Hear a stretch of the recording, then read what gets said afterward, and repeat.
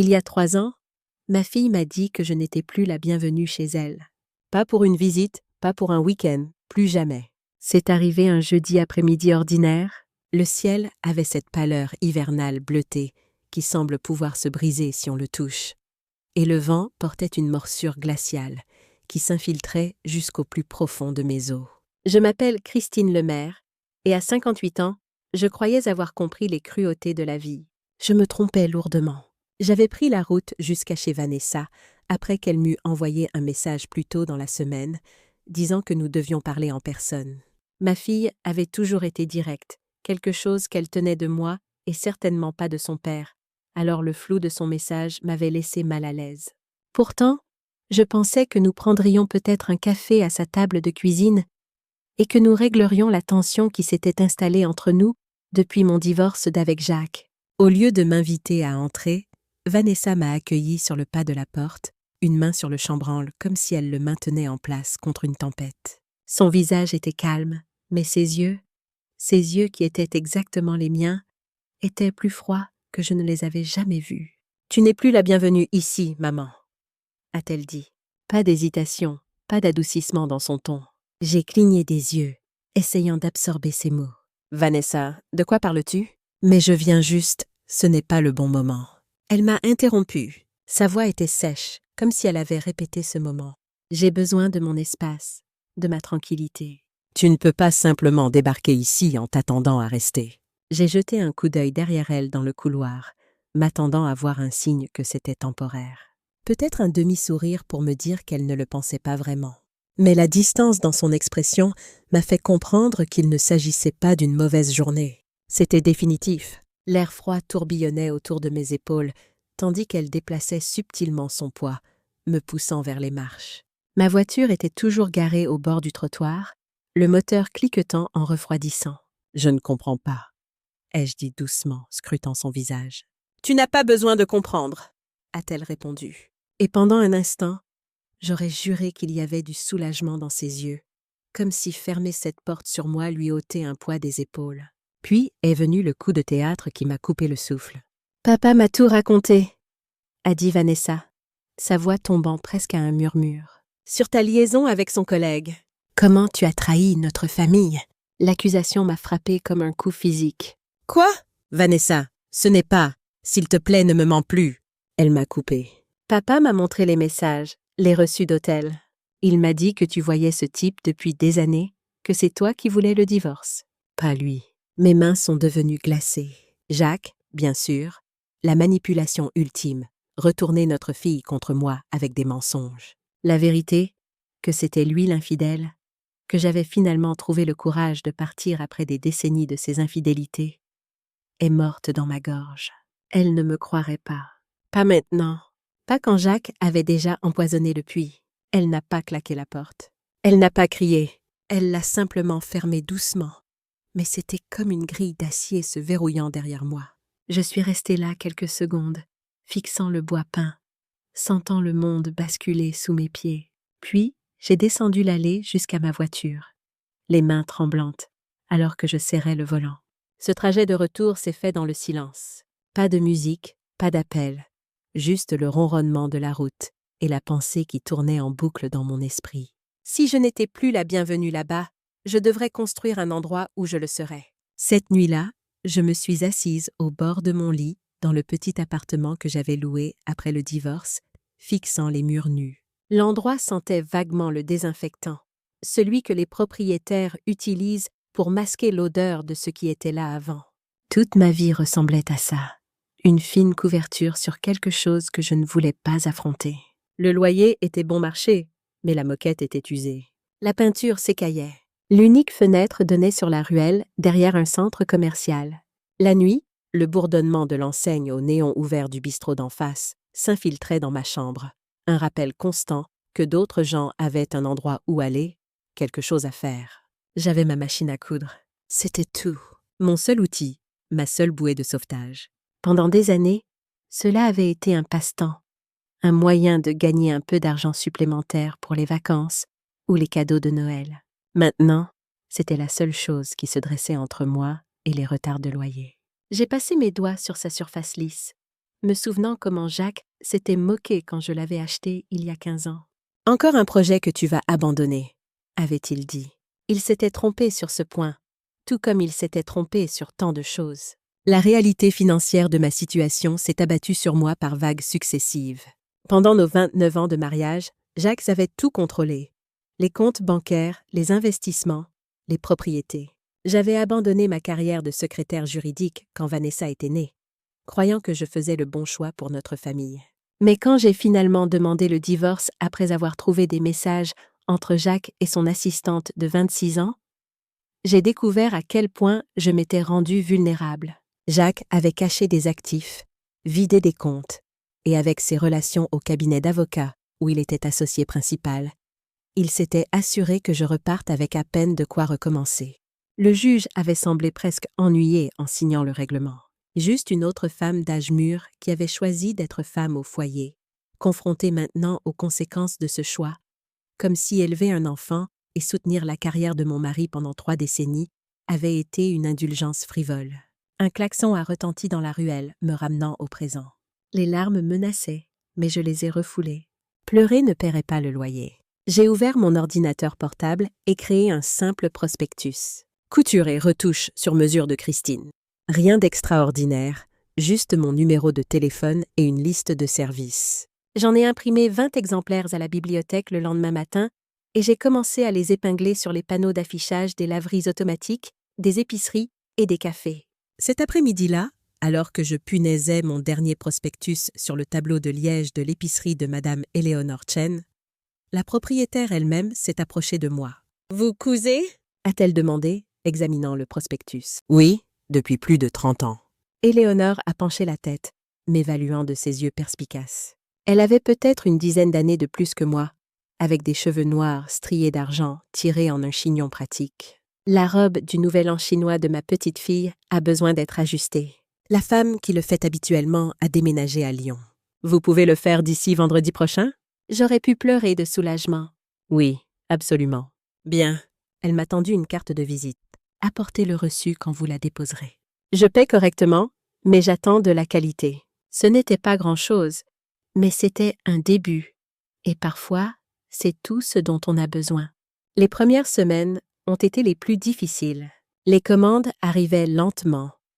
Ourler le pantalon d'un voisin, réparer un manteau déchiré, coudre des rideaux pour une famille qui venait d'emménager dans l'immeuble. Chaque travail était petit, mais je traitais chacun comme s'il valait une fortune. Je travaillais jusqu'à ce que mes doigts soient engourdis et mon dos douloureux. Pas parce que j'aimais ça, mais parce que je n'avais pas le choix. J'ai appris à vivre avec moins. J'ai arrêté d'acheter tout ce qui ne servait pas un but précis. Je me coupais moi-même les cheveux devant le miroir de la salle de bain. Chaque centime allait dans un bocal que je gardais au fond de mon placard. Ce n'était pas grand-chose au début, des pièces, quelques billets froissés, mais je le gardais férocement. Ce bocal est devenu mon symbole, ma preuve que j'avançais, même si personne d'autre ne pouvait le voir. Un soir, alors que je rentrais avec des courses, juste l'essentiel, rien de superflu, j'ai rencontré Rubis Torres dans l'ascenseur. Elle vivait 2 portes plus loin, une veuve de 72 ans qui portait toujours des foulards aux couleurs vives, quelle que soit la saison. « Besoin d'un coup de main ?» a-t-elle demandé, désignant mes sacs d'un signe de tête. « C'est bon, merci », ai-je répondu automatiquement. Rubis m'a étudié un moment. « Vous êtes celle avec la machine à coudre. Je l'entends fonctionner tard le soir. Je suis désolée si ça vous dérange. Je peux mettre un tapis plus épais. » Elle a balayé ma préoccupation d'un geste. « Ma chère, après 50 ans de mariage avec un homme qui ronflait comme un train de marchandises, une petite machine à coudre, c'est pratiquement une berceuse. » Elle a souri. « Je reçois quelques amis pour un café demain. Rien d'extraordinaire, juste quelques vieilles femmes comme moi. Vous devriez vous joindre à nous. » Mon premier réflexe était de refuser. J'avais du travail et socialiser semblait être un luxe que je ne pouvais pas me permettre. Mais quelque chose dans le regard direct de Rubis m'a fait hocher la tête. Avec plaisir. Ce café est devenu un rituel hebdomadaire. Rubis et ses amies, toutes veuves ou divorcées, avaient créé leur propre famille de choix. Elles débattaient de politique, partageaient leurs soucis de santé et échangeaient des histoires sur leurs petits-enfants et leurs voyages. Elles m'ont incluse sans poser de questions, comme si j'avais toujours fait partie de leur cercle. Par Rubis, j'ai rencontré des gens qui avaient besoin de mes services. La noce de sa nièce avait besoin de retouches. Le petit-fils d'une amie passait son diplôme et avait besoin de faire ajuster son costume. Le bouche à oreille s'est répandu sur mon travail et lentement, ma clientèle s'est développée. Mais même en construisant cette nouvelle vie, les souvenirs de l'ancienne me hantaient, surtout les souvenirs de Vanessa. Je gardais une photo d'elle sur ma table de nuit. Vanessa a 18 ans, partant pour l'université, son sourire large et plein d'espoir. Certaines nuits, je me retrouvais à parler à cette image, lui racontant ma journée comme si elle pouvait m'entendre. J'ai essayé de l'appeler pour son anniversaire, 6 mois après qu'elle eut fermé sa porte sur moi. L'appel est tombé directement sur la messagerie vocale. J'ai laissé un message, juste je t'aime, bon anniversaire. Puis je me suis assise sur mon lit, fixant le téléphone comme s'il allait me rappeler. Il ne l'a pas fait. J'ai envoyé une carte de Noël, un message pour la fête des mères, un courriel pour l'anniversaire de son diplôme universitaire. Rien. C'était comme si j'avais complètement disparu de son monde. Rubis m'a trouvé un soir, assise sur le petit perron arrière de l'immeuble, serrant mon téléphone après une autre tentative infructueuse de joindre Vanessa. « Toujours rien ?» a-t-elle demandé, s'asseyant près de moi avec un petit grognement. J'ai secoué la tête. « Tu sais, » a dit Rubis, « ma Sophie ne m'a pas parlé pendant 3 ans après que je lui ai dit que je n'aimais pas son premier mari. Il s'est avéré qu'il la trompait tout ce temps. Elle m'a tapoté le genou. Parfois, il faut qu'elle comprenne par elle-même. Et si elle ne comprend jamais, alors tu continues à vivre quand même. » La voix de Rubis était ferme. « Tu construis quelque chose de si bien que quand, si elle revient, elle verra exactement ce qu'elle a manqué. » J'ai laissé ces mots s'imprégner, sentant quelque chose bouger en moi. Peut-être que Rubis avait raison. Peut-être que la meilleure réponse au rejet n'était pas de continuer à frapper à une porte fermée, mais de construire ma propre maison avec mes propres portes que je contrôlerais. 9 mois après que Vanessa m'eut dit que je n'étais plus la bienvenue chez elle, j'ai pris une décision qui allait tout changer. J'allais arrêter d'essayer de la contacter. J'allais me concentrer entièrement sur la reconstruction de ma vie. Et si jamais elle voulait en faire partie à nouveau, elle devrait faire ce choix elle-même. C'était la résolution la plus difficile que j'avais jamais prise. Mais c'était aussi, étrangement, la plus libératrice. 1 an après que Vanessa eut fermé sa porte sur moi, mon bocal d'économie était passé de quelques euros à presque 15 000 euros. Ma liste de clients s'était élargie au-delà des retouches pour inclure des vêtements sur mesure, des robes de mariée et de la décoration intérieure. J'avais même embauché une assistante à temps partiel, Zoé, une étudiante en école de mode. J'avais déménagé mon entreprise de mon appartement vers une petite boutique que le neveu de Rubis me louait à un tarif réduit. Création sur mesure de Christine avait une vraie enseigne, des cartes de visite et une réputation grandissante dans la communauté. Mais je vivais toujours dans ce même petit appartement, avec sa vue sur la ruelle et l'enseigne aux néons bourdonnantes. Ce n'était pas chez moi. C'était juste l'endroit où je dormais entre les journées de travail. Cela a changé par un mardi pluvieux d'octobre. Je revenais de chez une cliente quand j'ai pris un mauvais tournant et me suis retrouvée dans une rue que je ne reconnaissais pas. C'était dans un quartier ancien, avec des arbres matures et de petites maisons légèrement défraîchies. Une pancarte à vendre par le propriétaire se dressait de travers dans le jardin d'un petit pavillon bleu délavé. Quelque chose m'a fait m'arrêter. La maison n'était pas impressionnante. Peinture écaillée, jardin envahi par les herbes, une allée fissurée menant au perron. Mais il y avait quelque chose en elle qui m'appelait. J'ai noté le numéro de téléphone sur la pancarte avant de repartir. 3 jours plus tard, j'ai rencontré Guillaume Perrier, le propriétaire, à la propriété. Il avait la 70aine, un facteur à la retraite qui avait hérité de la maison de sa tante. « Elle a besoin de travaux », a-t-il admis en déverrouillant la porte d'entrée.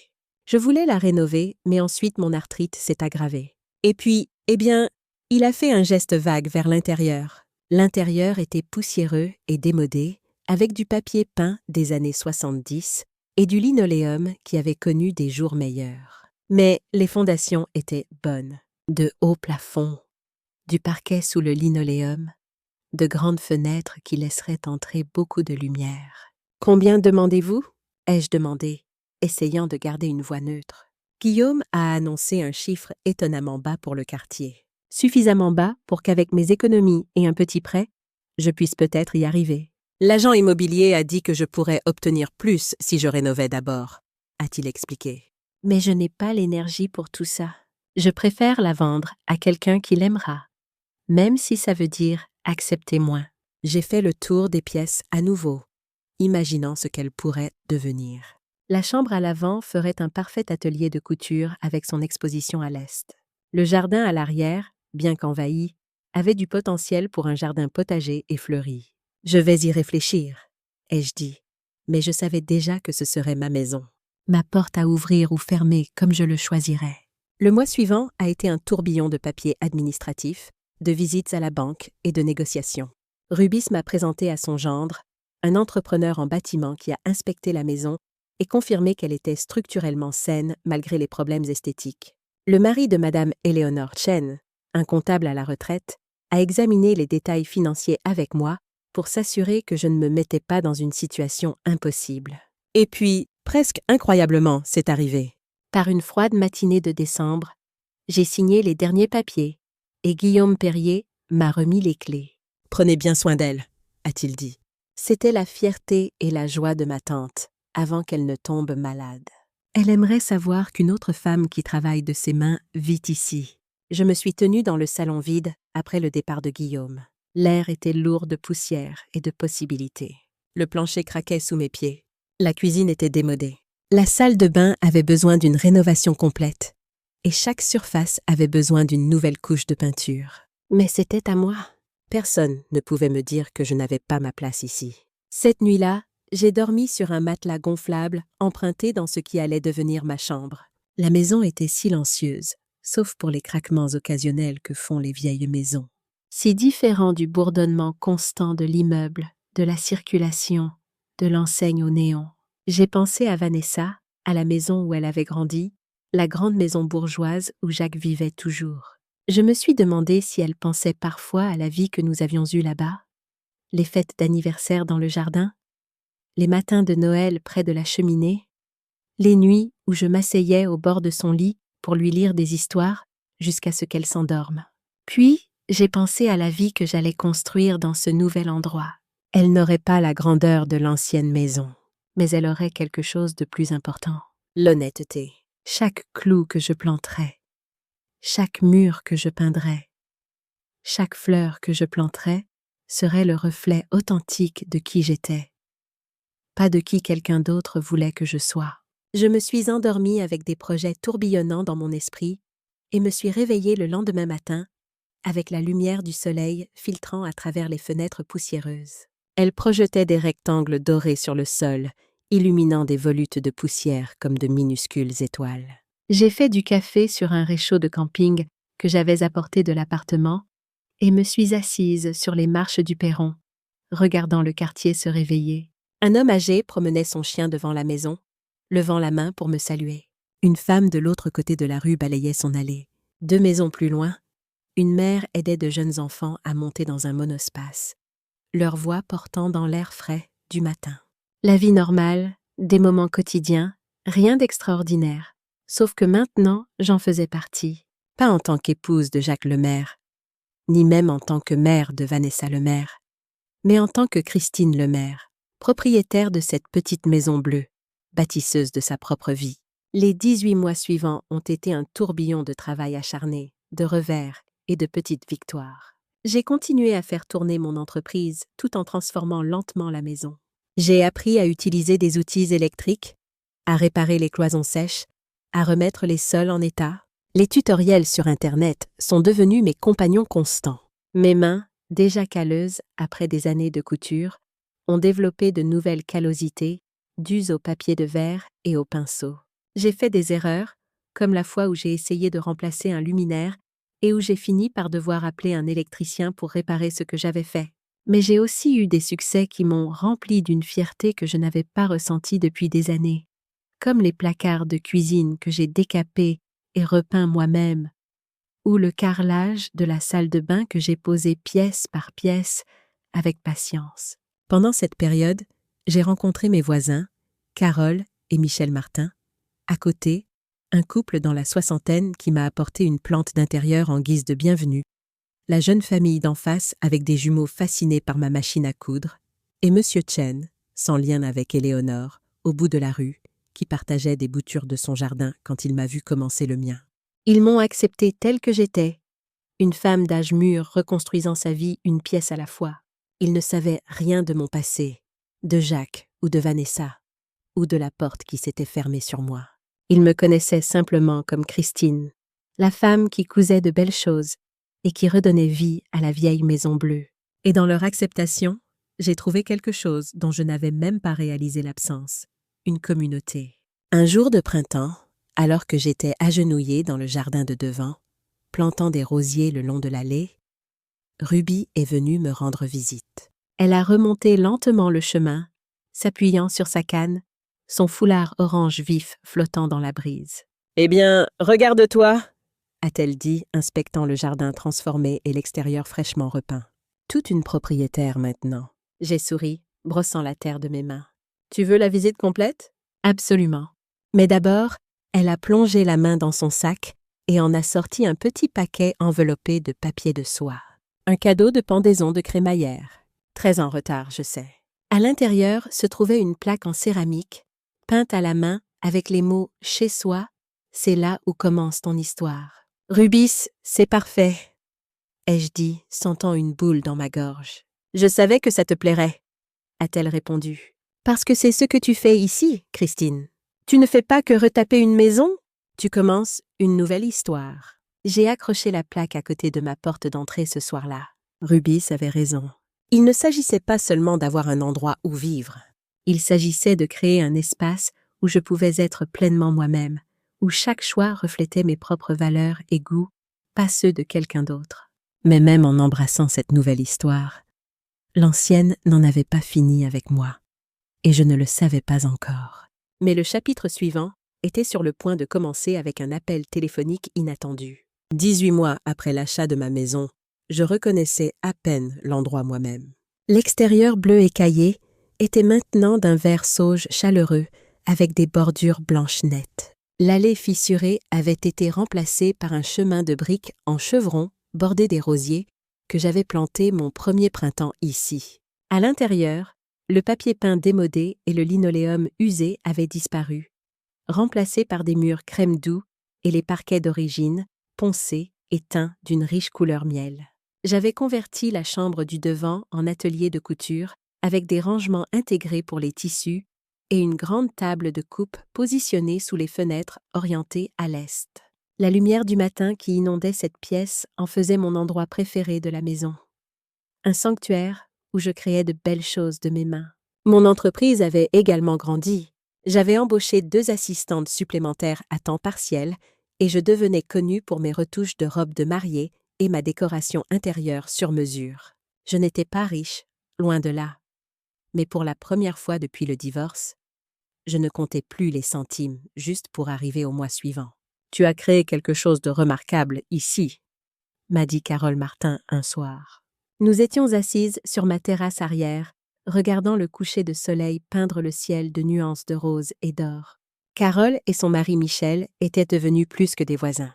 C'étaient des amis sur qui je pouvais compter. « La maison ou l'entreprise ?»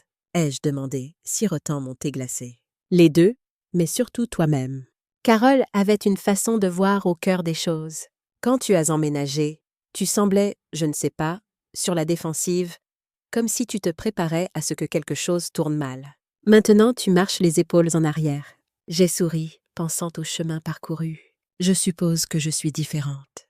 Plus confiante, plus toi-même, a corrigé doucement Carole. C'est ce qui se passe quand on construit quelque chose de ses propres mains. On découvre de quoi on est capable.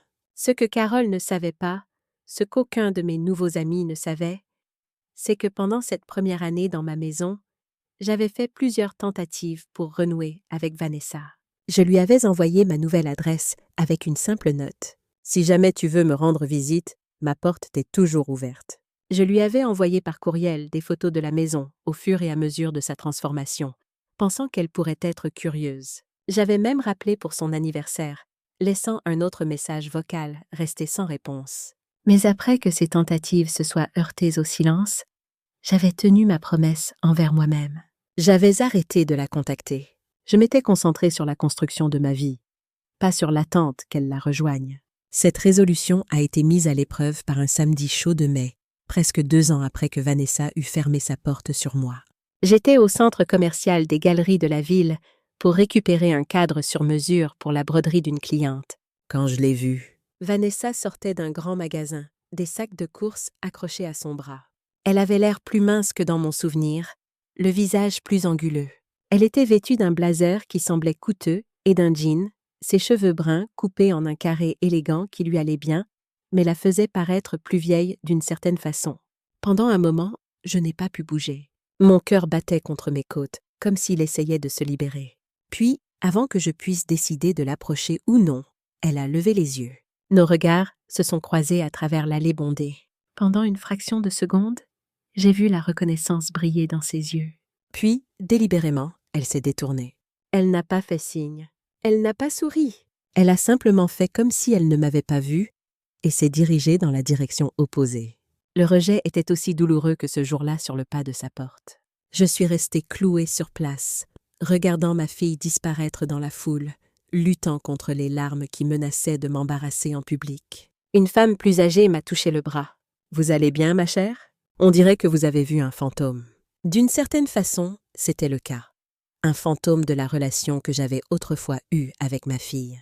Un fantôme de la vie que nous avions partagée. « Ça va », ai-je réussi à dire. « Merci de demander. » J'ai conduit jusqu'à la maison avec une lourdeur dans la poitrine qui ressemblait à du béton durcissant autour de mon cœur. Quand j'ai atteint ma maison, je suis restée longtemps assise dans la voiture, fixant le foyer que j'avais créé, me demandant si tout cela comptait, si je ne pouvais pas le partager avec la personne que j'aimais le plus au monde. Puis je me suis souvenue des paroles de Ruby. « Tu construis quelque chose de si bien que quand, si elle revient, elle verra exactement ce qu'elle a manqué. » Je suis sortie de la voiture, j'ai remonté mon chemin de briques et je suis entrée. J'avais une robe de mariée d'une cliente à terminer et me morfondre ne la finirait pas. Ce soir-là, alors que je cousais à la main des perles délicates sur le corsage d'une robe ivoire, Rubis a appelé pour m'inviter à déjeuner le lendemain. « Je retrouve une vieille amie de mes années de secrétaire juridique, » a-t-elle dit. Diane Renault. Elle travaille au cabinet Martin et Beaumont au centre-ville. Intelligente comme tout et drôle aussi. Je pense que tu l'aimerais bien. J'ai hésité. La rencontre avec Vanessa m'avait donné envie de me replier, pas de socialiser. Allez, a insisté Ruby. Ils ont ces petites tartelettes au citron que tu aimes tant au café Marguerite. Tu ne joues pas franc jeu, lui ai-je dit, souriant malgré moi. D'accord, j'y serai. Le déjeuner avec Ruby et Diane s'est avéré être exactement ce dont j'avais besoin.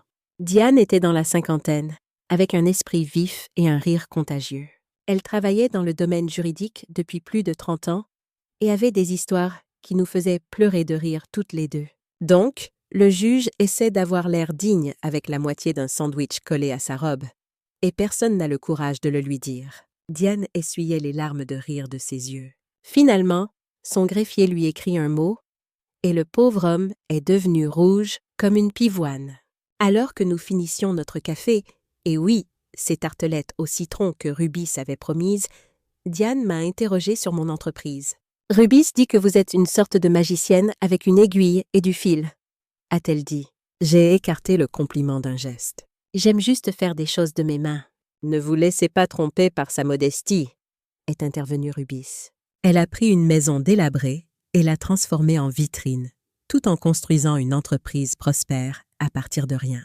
Diane a haussé un sourcil, impressionnée. « On dirait que vous êtes une sacrée femme d'affaires. Vous savez, notre cabinet a une clinique juridique pour petites entreprises 1 fois par mois. Des conseils gratuits pour les propriétaires d'entreprises locales. Vous devriez venir un de ces jours. » Je l'ai remercié pour la suggestion, sans y penser beaucoup sur le moment.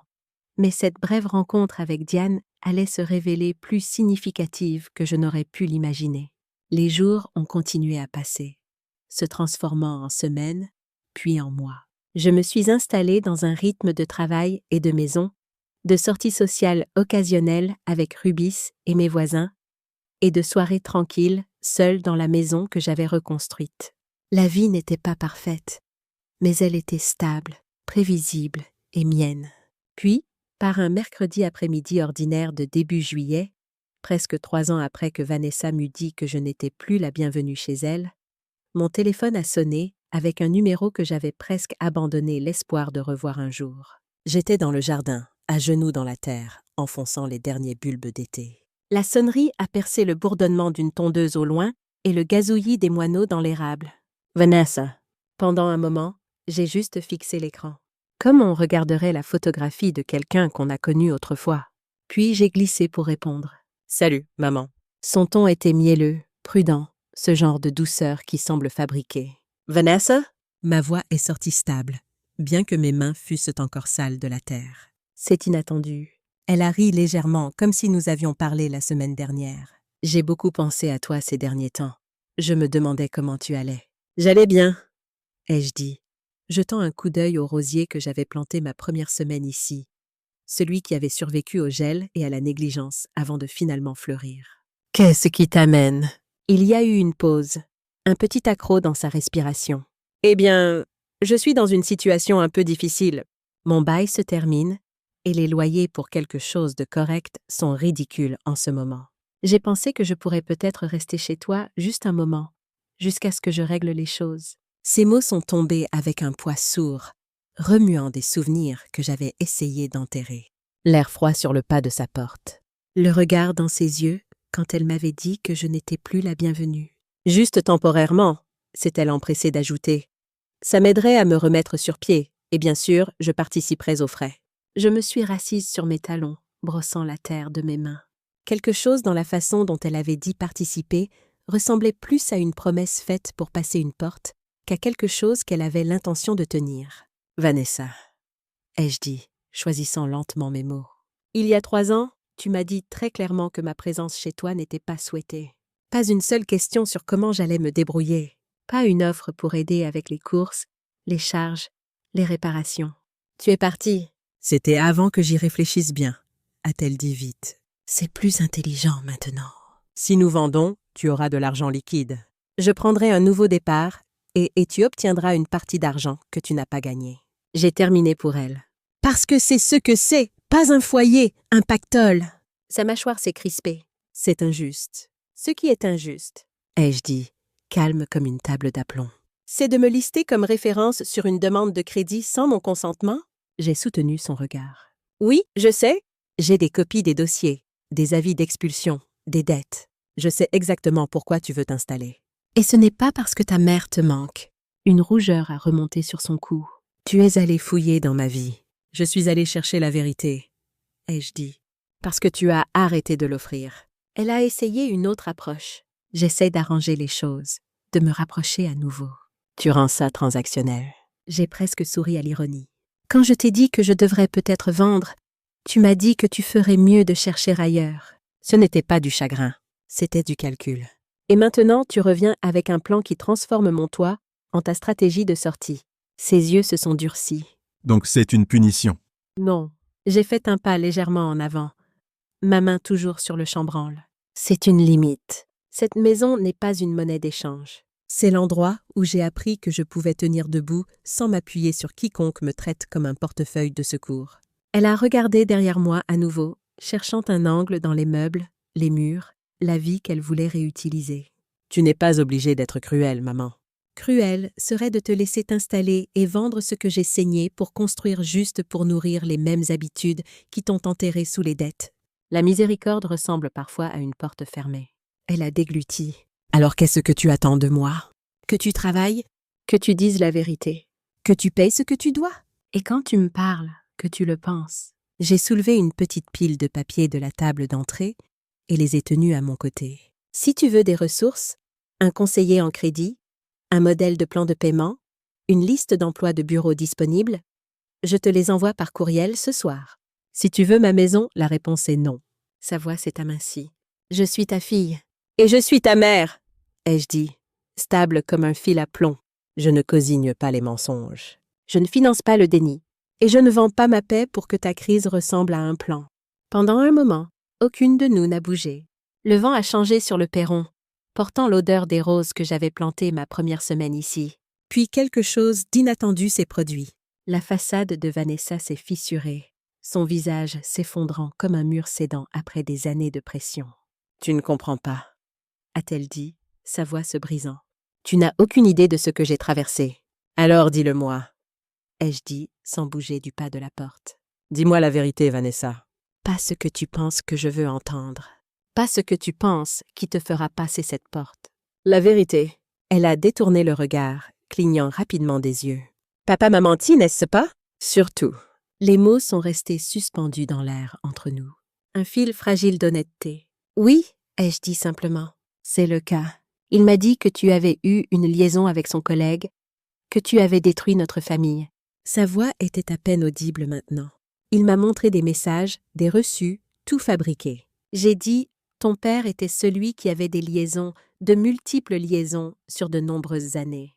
Quand j'ai finalement trouvé des preuves concrètes de sa relation avec son assistante, j'ai demandé le divorce. Il ne voulait pas que tu saches la vérité, alors il a créé sa propre version. Les yeux de Vanessa se sont remplis de larmes. Pourquoi tu ne me l'as pas dit? J'ai essayé. Tu ne voulais pas écouter. Tu avais déjà décidé que j'étais la coupable. Elle a baissé les yeux vers ses mains, qui tremblaient légèrement. Je suis tellement idiote. Non, ai-je dit, adoucissant mon ton pour la première fois. Tu es quelqu'un qui a cru son père. Ce n'est pas idiot, c'est humain. Une larme a coulé sur sa joue. Mais je t'ai exclu pendant 3 ans. J'ai manqué tout. Ta nouvelle maison, ton entreprise. J'étais tellement en colère et tout était basé sur des mensonges. J'ai senti une douleur familière dans ma poitrine. La douleur de regarder mon enfant souffrir. Une partie de moi voulait ouvrir grand la porte, l'envelopper dans mes bras et lui dire que tout irait bien. Mais nous n'en étions pas encore là. Nous avions encore des vérités à découvrir. Pourquoi maintenant, Vanessa? Pourquoi reprendre contact après 3 ans? Elle a essuyé ses yeux du revers de la main.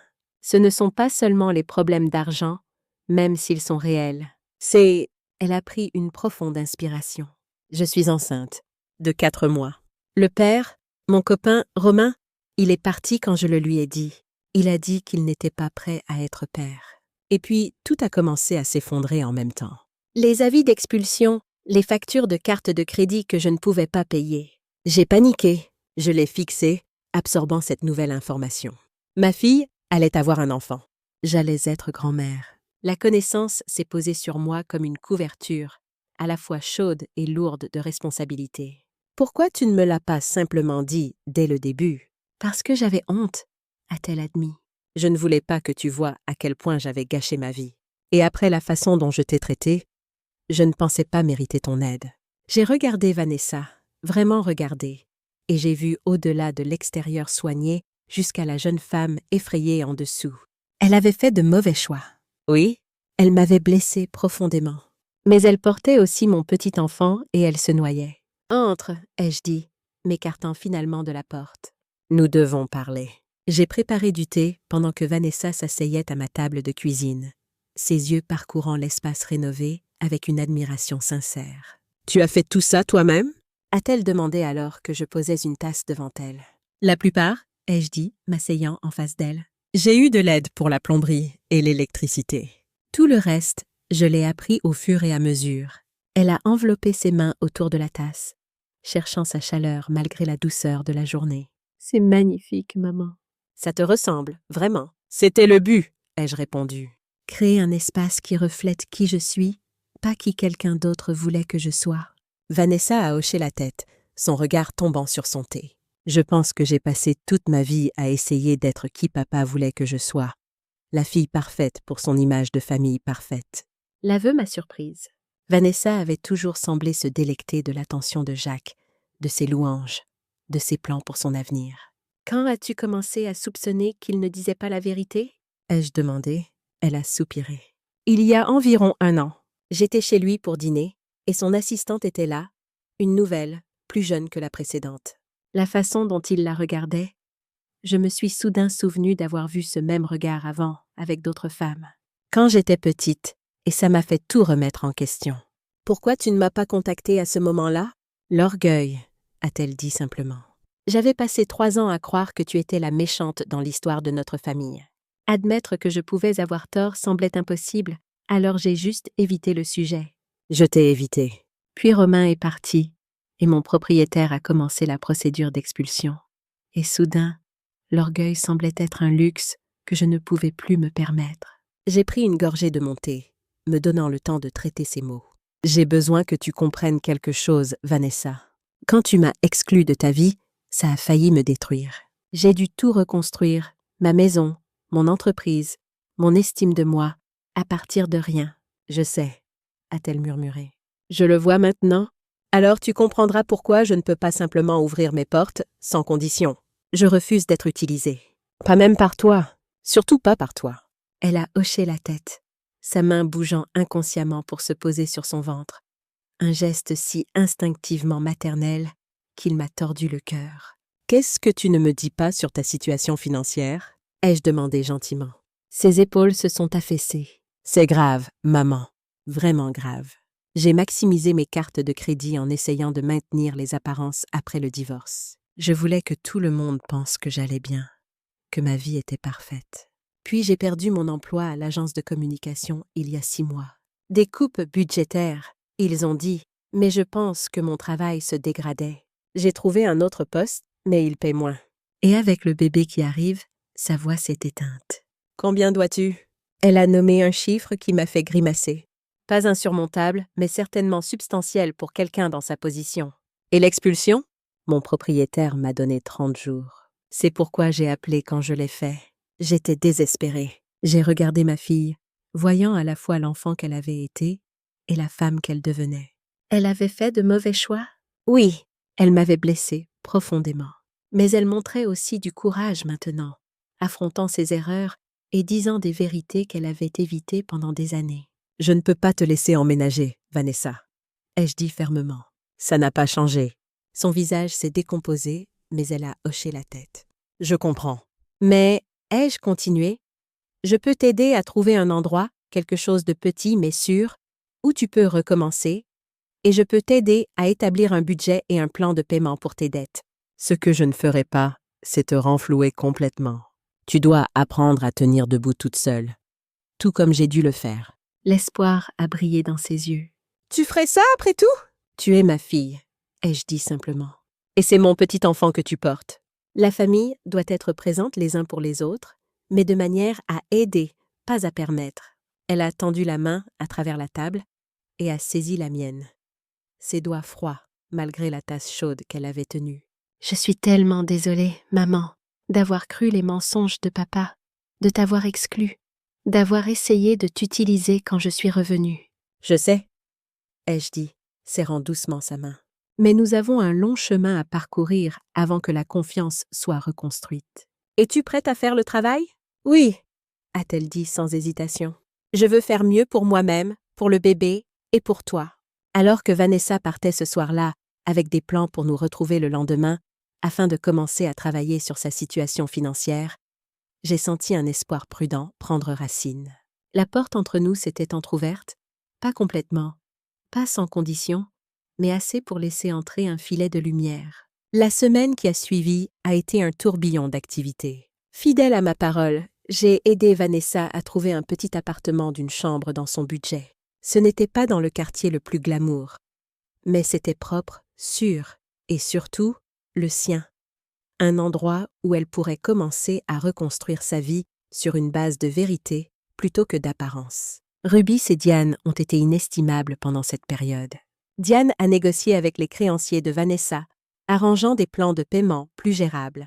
Rubis, qui avait fait du bénévolat dans un foyer pour femmes pendant des années, a mis Vanessa en contact avec des ressources pour les mères célibataires, y compris une banque de meubles qui fournissait des articles essentiels pour son nouvel appartement. « Tu es très généreuse », a remarqué Diane un soir, alors que nous étions assises dans mon salon, révisant le budget de Vanessa pour la 10e fois. « Plus généreuse que beaucoup ne le seraient à ta place. »« Elle porte mon petit enfant », ai-je dit, comme si cela expliquait tout. Et d'une certaine façon, c'était le cas. « Assure-toi juste d'établir des limites claires », a averti Diane. « Aider, c'est bien. Permettre, non. »« Je connais la différence maintenant, » l'ai-je rassurée. Il m'a fallu presque 30 ans de mariage avec Jacques pour l'apprendre. Mais je la connais. Les limites que j'ai établies avec Vanessa étaient fermes mais justes. Je l'aiderais à trouver et meubler un appartement, mais le loyer était sa responsabilité. Je la guiderais dans la création d'un budget, mais elle devait s'y tenir. Je la conseillerais sur la navigation de la grossesse et des débuts de la maternité, mais je ne prendrai pas le contrôle de sa vie.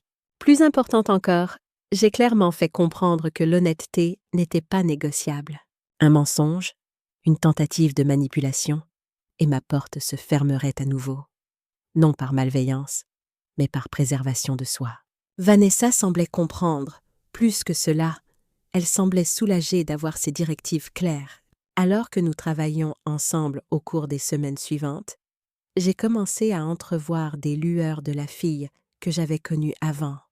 Son esprit vif, sa créativité, sa capacité à une chaleur sincère. Un samedi matin, environ 1 mois après notre confrontation sur mon perron, Vanessa est venue m'aider au jardin. Alors que nous étions agenouillés côte à côte, plantant des bulbes d'automne, elle a dit quelque chose qui m'a prise au dépourvu. « Je pense que j'étais jalouse de toi, maman. » J'ai levé les yeux, surprise. « Jalouse de quoi ?» Elle a fait un geste autour de nous. « De tout ça, ta maison, ton entreprise, ton indépendance. » Après que papa et moi ayons cessé de te parler, je n'arrêtais pas de m'attendre à ce que tu t'effondres, à ce que tu viennes supplier une réconciliation. Mais à la place, tu as construit tout ça, tu as prospéré. Je me suis rassise sur mes talons, considérant ces paroles. Je ne dirais pas que j'ai prospéré immédiatement. Ces premiers mois ont été parmi les plus sombres de ma vie. Mais tu les as survécus, a-t-elle fait remarquer. Tu n'avais pas besoin de nous. Et je pense que ça m'a fait peur parce que ça voulait dire que tout ce que papa avait dit sur toi, que tu étais faible, dépendante, incapable, était un mensonge. Et s'il mentait là-dessus, sur quoi d'autre mentait-il? Sa perspicacité m'a étonnée. Je n'avais jamais considéré que mon indépendance aurait pu être menaçante pour elle, que ma force aurait pu la forcer à remettre en question le récit de son père. « J'avais besoin de toi », ai-je dit doucement. « Juste pas de la façon dont tu pensais. J'avais besoin de ton amour, de ta présence dans ma vie. » Mais je n'avais pas besoin de ton approbation pour survivre. Elle a hoché la tête, se retournant vers les bulbes que nous plantions. Je commence à comprendre la différence. Plus tard, ce jour-là, alors que nous déjeunions sur la terrasse arrière, Vanessa a posé une question qui lui pesait clairement sur le cœur. « Pourquoi tu ne t'es pas battue plus fort pour moi, maman, quand papa me retournait contre toi? Pourquoi tu n'as pas plus résisté? » J'ai posé mon sandwich, choisissant mes mots avec soin. J'ai essayé, Vanessa. J'ai appelé, envoyé des messages, des courriels, mais chaque fois que tu me repoussais, ça faisait un peu plus mal. Finalement, j'ai réalisé que forcer mon retour dans ta vie n'allait pas marcher. Tu devais vouloir que je sois là. Mais tu aurais pu me dire la vérité sur papa. M'aurais-tu cru? Ai-je demandé gentiment. Ou aurais-tu vu ça comme moi, essayant de te retourner contre lui? Elle a été silencieuse un moment, puis a lentement hoché la tête. Je ne t'aurais probablement pas cru.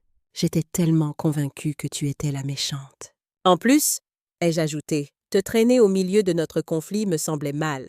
Tu es notre fille, pas une arme à utiliser l'un contre l'autre. Papa ne voyait pas les choses comme ça, a-t-elle dit amèrement. Non, ai-je acquiescé. Pas lui, mais ses choix ne sont pas les miens. Elle m'a regardée avec un nouveau respect dans les yeux. Tu es beaucoup plus forte que je ne t'en ai jamais donné crédit. La force prend différentes formes, ai-je dit.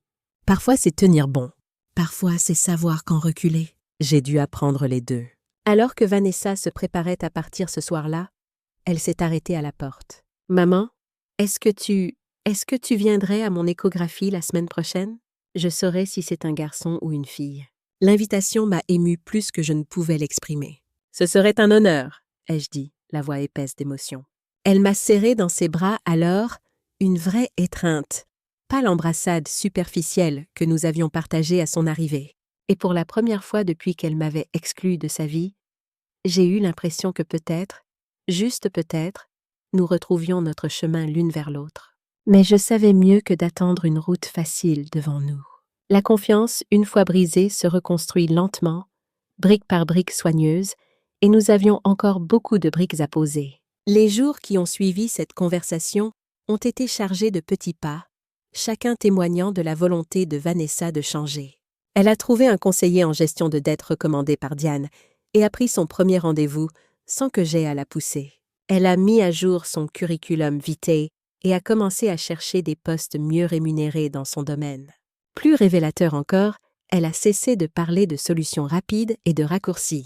Un après-midi, alors que nous prenions un café dans le petit bistrot près de chez elle, elle m'a confié quelque chose qui m'a fait comprendre à quel point elle avait changé. Tu sais, maman, pendant des années, j'ai pensé que le succès signifiait avoir l'air réussi. Les bons vêtements, la bonne adresse, les bonnes fréquentations. Papa m'a élevée comme ça, tu comprends? L'image avant tout. J'ai hoché la tête, me souvenant trop bien de l'obsession de Jacques pour les apparences. C'est pour ça que j'ai accumulé toutes ces dettes. Je ne pouvais pas supporter l'idée que quelqu'un pense que j'échouais. Alors, j'ai dépensé de l'argent que je n'avais pas pour maintenir une façade. Quelle perte de temps et d'énergie. Elle a secoué la tête, un sourire amer sur les lèvres. Maintenant, je vis dans un petit appartement que je peux me permettre. Et tu sais quoi? Je dors mieux que je n'ai dormi depuis des années. Parce que c'est honnête, c'est réel. Je l'ai regardée, cette fille qui avait été si prompte à me juger, si rapide à croire le pire de moi. Elle n'était pas la même personne qui m'avait fermé sa porte 3 ans plus tôt. La douleur l'avait façonnée, tout comme elle m'avait façonné moi. L'honnêteté est le meilleur fondement qu'on puisse avoir, ai-je dit. Il m'a fallu longtemps pour l'apprendre aussi. Elle a tendu la main à travers la table pour prendre la mienne. Je suis contente que tu ne m'aies pas laissé entrer quand je suis venue avec mes mensonges et mes manipulations. Si tu l'avais fait, je ne serais jamais arrivée à ce moment. Je serais restée la même personne, faisant les mêmes erreurs. Parfois la miséricorde ressemble à une porte fermée. Ai-je répété mes propres mots de notre confrontation? Et parfois, elle ressemble à une seconde chance, a-t-elle ajouté. L'échographie a été un moment de pure magie. J'ai tenu la main de Vanessa tandis que le technicien déplaçait la sonde sur son ventre, révélant des images tremblantes de ma petite fille à naître. Une fille, une nouvelle génération de femmes. Le maire arrivait dans le monde. « C'est incroyable !» a soufflé Vanessa, les larmes coulant sur ses joues, tandis qu'elle regardait l'écran. « Regarde ses petits doigts, maman. Tu la vois ?» Je voyais ce petit être, cette promesse de continuation, ce lien entre le passé et l'avenir. Et j'ai senti quelque chose se dénouer en moi, un nœud de douleur et de rancœur que je portais depuis si longtemps que j'avais oublié qu'il était là. « Elle est parfaite !» ai-je murmuré. Comme sa mère. Vanessa a tourné la tête vers moi, ses yeux brillants. Comme sa grand-mère, plutôt. Une grand-mère qui lui apprendra à être forte, indépendante et honnête. Je veillerai à ce qu'elle sache la vérité. Surtout. Sur nous. Ces mots étaient une promesse, un pont entre ce que nous avions été et ce que nous pourrions devenir. La route serait encore longue, parsemée de moments difficiles et de conversations compliquées. Mais pour la première fois depuis 3 ans, je sentais que nous marchions dans la même direction. En sortant de la clinique, Vanessa s'est arrêtée sur le trottoir, une main posée sur son ventre arrondi, le regard perdu au loin. Je me suis tenue à côté d'elle, attendant qu'elle soit prête à parler. Le soleil de fin d'après-midi baignait la rue d'une lumière dorée, et les passants nous contournaient comme des courants d'eau autour de rochers. « Maman !» a-t-elle finalement dit, sa voix hésitante. « Est-ce que tu crois que je serai une bonne mère ?» La question m'a prise au dépourvu par son honnêteté brute. Je me suis tournée vers elle, voyant dans ses yeux la même peur que j'avais ressentie il y a 32 ans, quand je la portais elle. « Je crois que tu seras exactement la mère dont cette petite aura besoin, » ai-je répondu. « Parce que tu te poses cette question. Les mauvaises mères ne doutent jamais d'elles-mêmes. Mais j'ai fait tellement d'erreurs. Nous en faisons tous. Ce qui compte, c'est ce que nous apprenons d'elles. » Elle a hoché la tête, essuyant une larme égarée sur sa joue. Je veux qu'elle grandisse en sachant que l'honnêteté vaut plus que les apparences. Que l'amour authentique vaut plus que la perfection fabriquée. Que la vraie force, ce n'est pas de ne jamais tomber, c'est de savoir se relever. Alors tu lui apprendras exactement ce dont elle aura besoin, ai-je dit en lui prenant le bras. Et je serai là pour t'aider. Nous avons marché ensemble vers ma voiture, 2 femmes que la vie avait brisées puis reconstruites, désormais unies par quelque chose de plus fort que le sang. Par la vérité enfin dite, par les erreurs enfin reconnues, par l'amour enfin libéré de ces chaînes de non-dits et de malentendus. Cette nuit-là, seule dans ma maison reconstruite de mes propres mains, j'ai regardé par la fenêtre les étoiles qui scintillaient au-dessus du jardin que j'avais planté. Quelque part dans la ville, ma fille dormait avec ma petite fille grandissant dans son ventre. Et quelque part, aussi, Jacques vivait toujours avec ses mensonges, prisonnier d'une vie construite sur des façades. Mais je ne pensais plus à lui. Je ne pensais qu'à l'avenir, aux possibilités, aux portes qui s'ouvraient enfin, après toutes celles qui s'étaient fermées. 6 mois plus tard, par un matin de janvier vif et lumineux, je me tenais dans ce qui avait été mon atelier de couture, maintenant transformé en chambre de bébé. Les murs étaient d'un vert menthe doux, neutre comme Vanessa l'avait demandé, bien qu'elle sût qu'elle attendait une fille. Un berceau blanc se dressait contre un mur. Un fauteuil à bascule trônait dans le coin près de la fenêtre, baigné par la lumière hivernale qui filtrait à travers les rideaux de dentelle que j'avais moi-même cousus. J'avais passé des semaines à préparer cette pièce, choisissant chaque élément avec soin. Le mobile au-dessus du berceau était fait de petits oiseaux en tissu que j'avais cousus moi-même dans des tons de lavande et de menthe. Le tapis moelleux sous mes pieds venait d'une vente aux enchères caritatives où Ruby m'avait traîné un samedi pluvieux. Chaque détail racontait une histoire, celle d'une grand-mère qui attendait avec impatience l'arrivée de sa petite fille. « C'est parfait !» a dit Vanessa depuis le pas de la porte. À 8 mois de grossesse, elle se déplaçait plus lentement maintenant. Une main toujours posée sur son ventre arrondi, comme pour rassurer la vie qu'il contenait. Son visage avait changé ces derniers mois, pas seulement à cause de la grossesse, mais à cause de quelque chose de plus profond. Les lignes de tension qui avaient marqué son front lors de nos premières retrouvailles s'étaient adoucies. Elle souriait plus facilement, riait plus librement. « Tu es sûre que tu es à l'aise de rester ici jusqu'à la naissance du bébé ?» ai-je demandé. « Ton appartement est au 3e étage sans ascenseur. » Elle a terminé pour moi. « Maman, nous en avons parlé. C'est logique que je sois ici pour les dernières semaines et le 1er mois environ après sa naissance. À moins que tu aies changé d'avis sur le fait de nous avoir. »« Bien sûr que non, » ai-je dit rapidement. « Je veux juste m'assurer que cet arrangement fonctionne pour nous deux. » L'ironie n'échappait à aucune de nous. Après avoir fermement refusé de laisser Vanessa s'installer de façon permanente, c'était moi qui avais suggéré qu'elle reste chez moi temporairement pour les dernières semaines de sa grossesse et la période du nouveau-né. Mais c'était différent. C'était un délai spécifique avec un but clair, pas un arrangement ouvert né du désespoir financier. Et Vanessa avait fait ses preuves au cours des 6 derniers mois. Elle avait respecté son budget, effectuant chaque paiement de loyer à temps. Elle avait assisté à des séances de conseil financier et avait commencé à rembourser lentement ses dettes. Elle avait trouvé un meilleur emploi dans une petite mais dynamique agence de communication qui offrait un congé maternité et une assurance santé. Plus important encore, elle avait été honnête sur ses difficultés, ses peurs, ses espoirs pour l'avenir. Je l'avais vue se battre avec ses démons, affronter les conséquences de ses choix passés et refuser les raccourcis qui auraient pu sembler tentants. Notre relation avait également évolué de manière que je n'aurais pas cru possible. Nous n'étions pas meilleurs amis. Trop de choses s'étaient passées pour ce genre d'intimité facile. Mais nous étions à nouveau mère et fille, liés par le sang et l'histoire. Et maintenant par l'arrivée imminente de la prochaine génération. Les conversations entre nous avaient pris une profondeur nouvelle.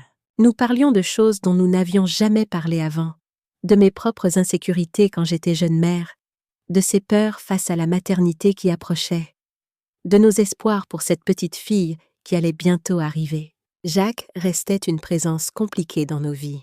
Quand Vanessa lui avait annoncé la grossesse, il s'était prévisiblement concentré sur les apparences, préoccupé par ce que les gens penseraient de sa fille célibataire et enceinte. Il avait parlé d'opportunités manquées et de réputation familiale, comme si ces concepts avaient encore un sens après tout ce qui s'était passé. Mais il avait aussi offert un soutien financier que Vanessa avait poliment décliné. « Je veux faire ça par moi-même » m'avait-elle confié après cette conversation. Ou plutôt, avec ton aide, pas avec ses conditions. Je connais papa maintenant. Chaque euro qu'il donne vient avec des attentes, des obligations, des ficelles invisibles. Je préfère me battre que d'être à nouveau manipulée. Ces mots m'avaient fait comprendre à quel point ma fille avait changé. La jeune femme qui était venue sur mon perron avec ses demi-vérités et ses plans calculés n'existait plus. À sa place, se trouvait quelqu'un qui comprenait enfin la différence entre le prix et la valeur des choses. J'étais en train d'arranger des vêtements de bébé dans la commode quand Vanessa a grimacé, pressant une main sur son côté. « Encore un coup de pied ?» ai-je demandé. Elle a hoché la tête avec un mélange de inconfort et d'émerveillement. « Elle va être footballeuse, je crois. » ou peut-être batteuse dans un groupe de rock. Elle a souri, puis est devenue sérieuse. Maman, il y a quelque chose que je voulais te demander. Qu'est-ce que c'est? J'ai réfléchi au prénom. Et j'aimerais l'appeler Lily Ruby Lemaire. Lily parce que j'ai toujours aimé ce prénom. Et Rubis en l'honneur de ton ami qui nous a tellement aidés. Qu'est-ce que tu en penses? J'ai senti les larmes me monter aux yeux. Cette émotion soudaine qui vous prend quand quelque chose de beau et d'inattendu se produit. Ruby, ma première amie dans ce monde nouveau, celle qui m'avait offert un café quand je n'avais rien, celle qui m'avait dit de construire quelque chose de si beau que ma fille verrait ce qu'elle avait manqué. Je pense que Rubis sera absolument ravie, ai-je dit d'une voix étranglée. Et Lily, c'est magnifique. Un prénom de fleur, comme les roses que tu as plantées dans ton jardin. Bien, a dit Vanessa, l'air soulagé. Et j'espérais, est-ce que tu voudrais être dans la salle d'accouchement avec moi? Je ne veux pas faire ça toute seule.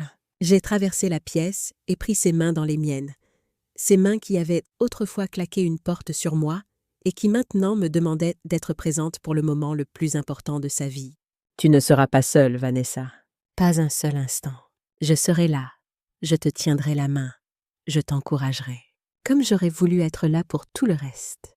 Les semaines suivantes ont filé comme des feuilles emportées par le vent d'automne.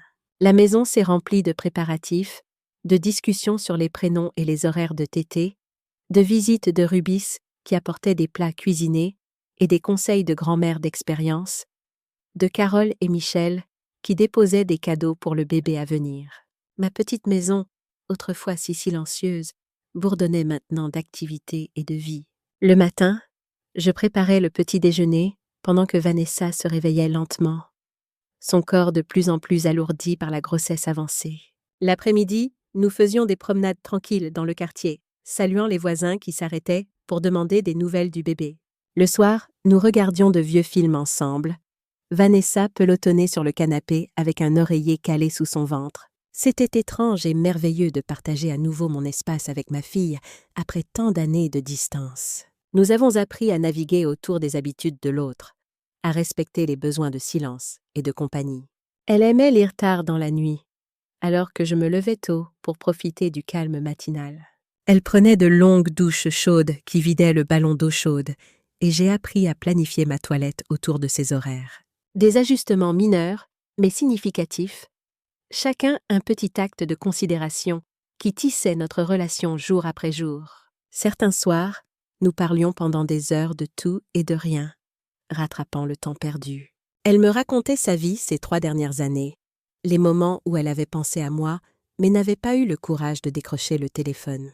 Je lui parlais de ma reconstruction, des jours sombres comme des petites victoires. Nous n'évitions plus les sujets difficiles, Jacques, le divorce, les mensonges qui nous avaient séparés. Nous les affrontions avec une honnêteté nouvelle, pas toujours confortable, mais toujours nécessaire. Un soir, alors que nous étions assises dans la cuisine après le dîner, une tasse de tisane entre les mains, Vanessa m'a posé une question qui la taraudait visiblement depuis longtemps. « Maman, comment as-tu su que tu devais partir? Quitter papa, je veux dire. » Après toutes ces années, j'ai réfléchi un moment avant de répondre, tournant ma tasse entre mes mains, regardant la vapeur s'élever dans la lumière tamisée de la cuisine. Je ne suis pas sûre qu'il y ait eu un moment précis. C'était plutôt une accumulation. Des années à ignorer les signes, à me convaincre que les choses allaient s'améliorer, que je me faisais des idées. J'étais devenue experte dans l'art de ne pas voir ce qui était juste devant mes yeux. Puis un jour, j'ai trouvé les messages sur son téléphone. Il l'avait laissé sur la table de la cuisine pendant qu'il prenait une douche, et il avait sonné. Je n'aurais pas dû regarder, peut-être, mais quelque chose m'a poussée à le faire. Des messages à cette jeune femme, son assistante, explicite, sans ambiguïté possible. Et quelque chose en moi s'est brisé. Pas mon cœur, non. Il était déjà fissuré depuis longtemps. Quelque chose de plus profond. L'illusion que je m'étais construite pendant des décennies. La croyance que si je fermais les yeux assez fort, la réalité changerait. « Tu n'as jamais eu de soupçons avant ?» a demandé Vanessa doucement. « Si, bien sûr. Il y avait eu d'autres femmes au fil des ans. Je le savais, au fond de moi. Les retards inexpliqués, les voyages d'affaires un peu trop fréquents, les coups de téléphone qu'il prenait dans une autre pièce. Mais je trouvais toujours des excuses. Pour lui, pour notre famille, pour toi. Je ne voulais pas te priver de ton père. Je ne voulais pas détruire l'image de la famille parfaite que nous avions construite. Alors je restais et je souffrais en silence. Vanessa a baissé les yeux vers la table. Et au final, c'est lui qui m'a privée de toi. Ces mots étaient lourds de regret, de culpabilité, de cette douleur particulière qui vient quand on réalise trop tard ce qu'on a perdu. Je n'ai pas répondu. Il n'y avait rien à ajouter. Les faits parlaient d'eux-mêmes. « Comment tu as fait pour ne pas me haïr ?» a-t-elle demandé d'une voix tremblante. « Pendant ces 3 ans où je refusais de te voir, de te parler. Comment tu as fait pour ne pas me détester ? Je t'ai détesté parfois, ai-je admis honnêtement, parce que le moment appelait la vérité, pas le réconfort facile. Pas toi vraiment, mais ce que tu me faisais subir. La douleur de ton rejet était insupportable certains jours. Je me réveillais le matin en pensant à toi, et cette pensée me nouait l'estomac. Je voyais des mères et des filles ensemble dans la rue, et je devais détourner le regard. C'était comme un deuil, mais pire, parce que tu étais toujours vivante, juste inaccessible. Elle a essuyé une larme sur sa joue, sa lèvre inférieure tremblant. Mais je n'ai jamais cessé de t'aimer, ai-je continué. Tu es ma fille. Tu as grandi dans mon ventre. Tu as pris tes premiers pas dans mes bras. J'ai séché tes premières larmes. Cette partie-là ne pouvait pas changer. Peu importe ce qui se passait entre nous. L'amour d'une mère, ce n'est pas conditionnel. C'est inconditionnel, même quand ça fait mal. Surtout quand ça fait mal. Je ne sais pas si j'aurais pu être aussi forte que toi, a-t-elle murmuré. La force n'a rien à voir là-dedans. C'était de la survie. J'ai fait ce que je devais faire pour continuer à vivre, pour me lever chaque matin, pour mettre un pied devant l'autre. Et une partie de ça, c'était de garder une porte ouverte pour toi, même si je ne savais pas si tu passerais un jour par cette porte. Même quand l'espoir semblait fou, je ne pouvais pas abandonner complètement. Elle s'est levée maladroitement, son ventre rendant chaque mouvement plus difficile, et est venue m'enlacer.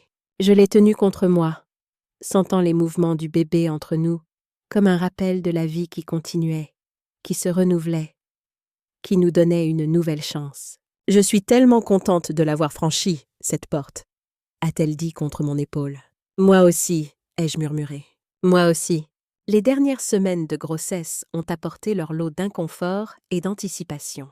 Vanessa avait du mal à dormir, le bébé appuyant sur sa vessie et ses côtes. Je me levais parfois au milieu de la nuit pour lui préparer une tisane et lui tenir compagnie dans ces heures sombres où l'anxiété semble plus grande qu'elle ne l'est vraiment. « Et si quelque chose tournait mal ?» me demandait-elle un soir, les yeux grands dans la pénombre de la cuisine. « Et si je ne suis pas capable de m'en occuper ?» Toutes les nouvelles mères ont ces peurs, lui ai-je assuré. Je les ai eues aussi quand je t'attendais, mais tu apprendras. Nous apprenons toutes en faisant. Et tu ne seras pas seule. Elle a hoché la tête, pas totalement convaincue, mais un peu rassurée. Nous avons parlé cette nuit-là des premières semaines après sa propre naissance, des nuits blanches et des moments de doute, mais aussi des instants de joie pure qui compensaient tout le reste. Je lui ai dit comment elle avait souri pour la première fois, comment elle avait agrippé mon doigt avec une force surprenante, comment j'avais su à ce moment-là que je ferais n'importe quoi pour la protéger. 3 semaines plus tard, après 18 heures de travail, Lily Ruby-Lemaire est entrée dans le monde avec un cri puissant qui démentait sa petite taille.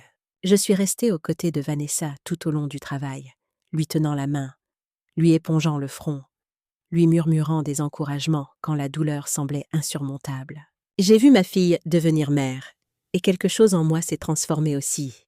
Alors que je me tenais à côté de Vanessa, la regardant tenir sa fille pour la première fois, j'ai été frappée par le cercle de vie qui se déroulait devant moi. 3 générations de femmes Lemaire, chacune avec sa propre histoire, ses propres forces et faiblesses, son propre chemin à parcourir. Le passé, le présent et l'avenir réunis dans cette petite chambre d'hôpital qui sentait le désinfectant et l'espoir. Vanessa a levé les yeux vers moi, épuisée mais rayonnante, des larmes coulant sur ses joues. « Elle a tes yeux, maman. » J'ai regardé le petit visage froissé de ma petite fille, voyant effectivement la même forme d'yeux que Vanessa avait hérité de moi. Ces yeux qui se transmettaient d'une génération à l'autre, portant avec eux une histoire de femme qui avait aimé, souffert et survécu. « Elle est parfaite », ai-je chuchoté, la voix étranglée par l'émotion. absolument parfaite. Les premières semaines avec un nouveau-né ont été à la fois merveilleuses et épuisantes. Lily avait un appétit vorace et un horaire de sommeil chaotique. Vanessa et moi nous relayions pour les tétés nocturnes et les changements de couche, fonctionnant avec un déficit de sommeil chronique, mais soutenu par l'adrénaline de ce nouvel amour. J'ai regardé ma fille se transformer sous mes yeux.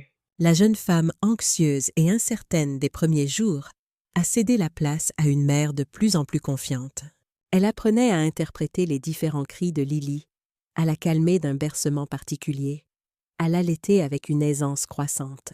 Elle commettait des erreurs, bien sûr, nous en commettons toutes, mais elle apprenait de chacune. Dans les mois qui ont suivi, nous nous sommes installés dans un nouveau rythme. Vanessa et Lily sont restées avec moi plus longtemps que prévu initialement, 3 mois au lieu d'1. Mais c'était une décision mutuelle née de la praticité et d'un confort croissant l'une avec l'autre plutôt que de la dépendance. Quand elles ont finalement déménagé dans l'appartement de Vanessa, c'était avec un plan solide en place. Je garderais Lily 3 jours par semaine pendant que Vanessa travaillait, et elle utiliserait une crèche à proximité pour les 2 autres jours.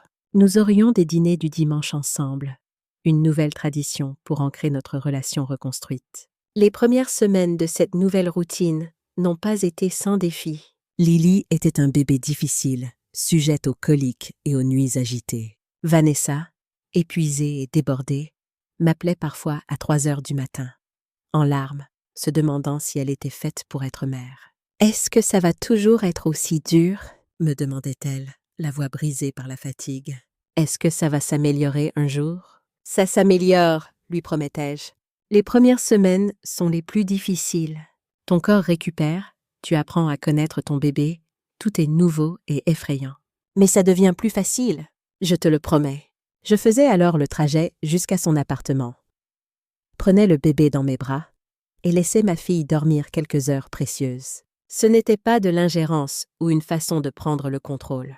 C'était de l'amour en action, ce genre de soutien pratique que les familles sont censées s'offrir les unes aux autres. Ruby, fidèle à elle-même, est devenue une sorte de grand-mère honoraire pour Lily.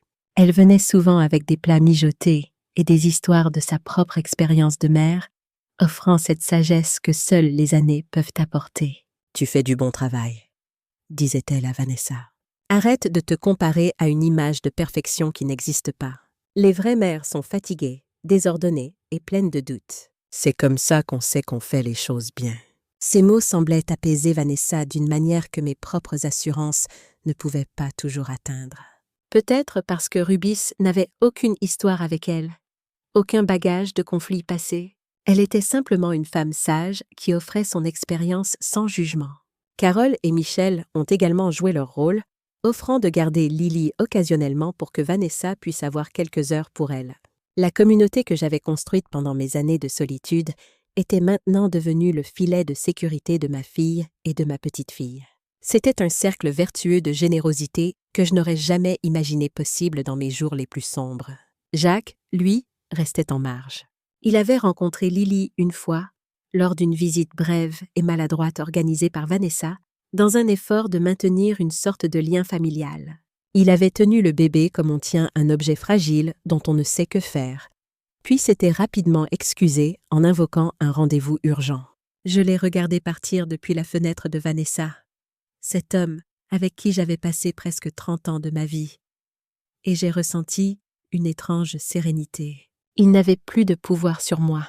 Il n'avait plus de pouvoir sur nous. « C'est mieux ainsi », avait dit Vanessa après son départ. « Je ne veux pas qu'elle grandisse avec ses attentes et ses conditions.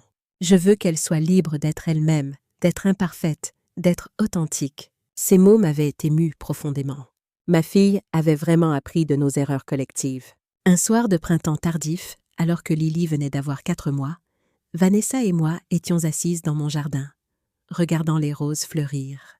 Les mêmes roses que j'avais plantées quand j'avais emménagé, maintenant matures et épanouies, leurs pétales veloutés libérant un parfum enivrant dans l'air tiède du soir. « J'ai beaucoup réfléchi aux portes », a dit Vanessa soudainement, brisant le silence confortable qui s'était installé entre nous. « Aux portes ?» ai-je demandé, surprise par le changement de sujet. Elle a hoché la tête, berçant doucement Lily qui s'était endormie dans son porte-bébé. « Il y a 3 ans, quand je t'ai fermé ma porte, pensant que je me protégeais, que je te privais de quelque chose. Mais en réalité, je me suis juste enfermée avec des mensonges. J'ai créé ma propre prison et j'ai jeté la clé. Et maintenant? Ai-je demandé doucement. Maintenant, j'apprends à garder les bonnes portes ouvertes, a-t-elle dit, jetant un regard à sa fille endormie. Pour elle, pour toi, pour moi-même, et à reconnaître lesquelles doivent rester fermées. Comme la porte vers l'utilisation des gens quand on a des problèmes, ai-je suggéré gentiment. Elle a grimacé, mais a hoché la tête. Exactement. Et la porte vers vivre au-dessus de ses moyens pour maintenir les apparences. La porte vers croire ce qui est pratique plutôt que ce qui est vrai. La porte vers fuir ses responsabilités. J'ai tendu la main et serré la sienne. Ce sont de bonnes portes à fermer. Des portes difficiles, mais nécessaires. Et toi, maman? Quelle porte fermes-tu? J'ai considéré la question, regardant un papillon se poser sur l'une de mes roses. La porte vers le doute de ma propre valeur. La porte vers mesurer ma valeur à travers les yeux de quelqu'un d'autre. Et la porte vers laisser l'amour m'aveugler aux signaux d'alarme. Vanessa est restée silencieuse un moment, absorbant mes paroles. Tu penses que tu ouvriras un jour la porte vers une autre relation? Après papa, je veux dire. La question m'a surprise. Je n'avais pas beaucoup pensé au rendez-vous amoureux depuis le divorce, trop concentré sur la survie puis la reconstruction. Mon cœur s'était habitué à sa solitude, et cette solitude était devenue une compagne familière plutôt qu'un vide à combler. Je ne sais pas, ai-je dit honnêtement. Peut-être un jour, si je rencontre quelqu'un qui respecte mes limites et apprécie ce que j'ai construit ici. Quelqu'un qui comprend que je ne suis plus la femme que j'étais. Celle qui acceptait d'être diminuée pour maintenir la paix. Mais je ne cherche pas. Je suis contente de ma vie telle qu'elle est. Même avec une fille chaotique et un bébé qui pleure perturbant ta tranquillité? A demandé Vanessa avec un petit sourire. J'ai ri, ce rire sincère qui venait du fond du cœur. Même avec ça. Surtout avec ça. Ma solitude n'était jamais un choix, tu sais. C'était une conséquence. Maintenant que vous êtes revenu dans ma vie, je réalise à quel point vous m'aviez manqué. Comme sur un signal, Lily s'est agitée et a commencé à gémir. Vanessa s'est levée pour s'occuper d'elle, la soulevant avec l'aisance de la pratique. Je les ai regardées.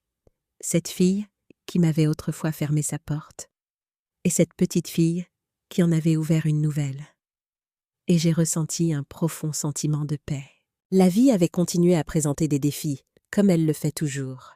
Le travail de Vanessa traversait des hauts et des bas.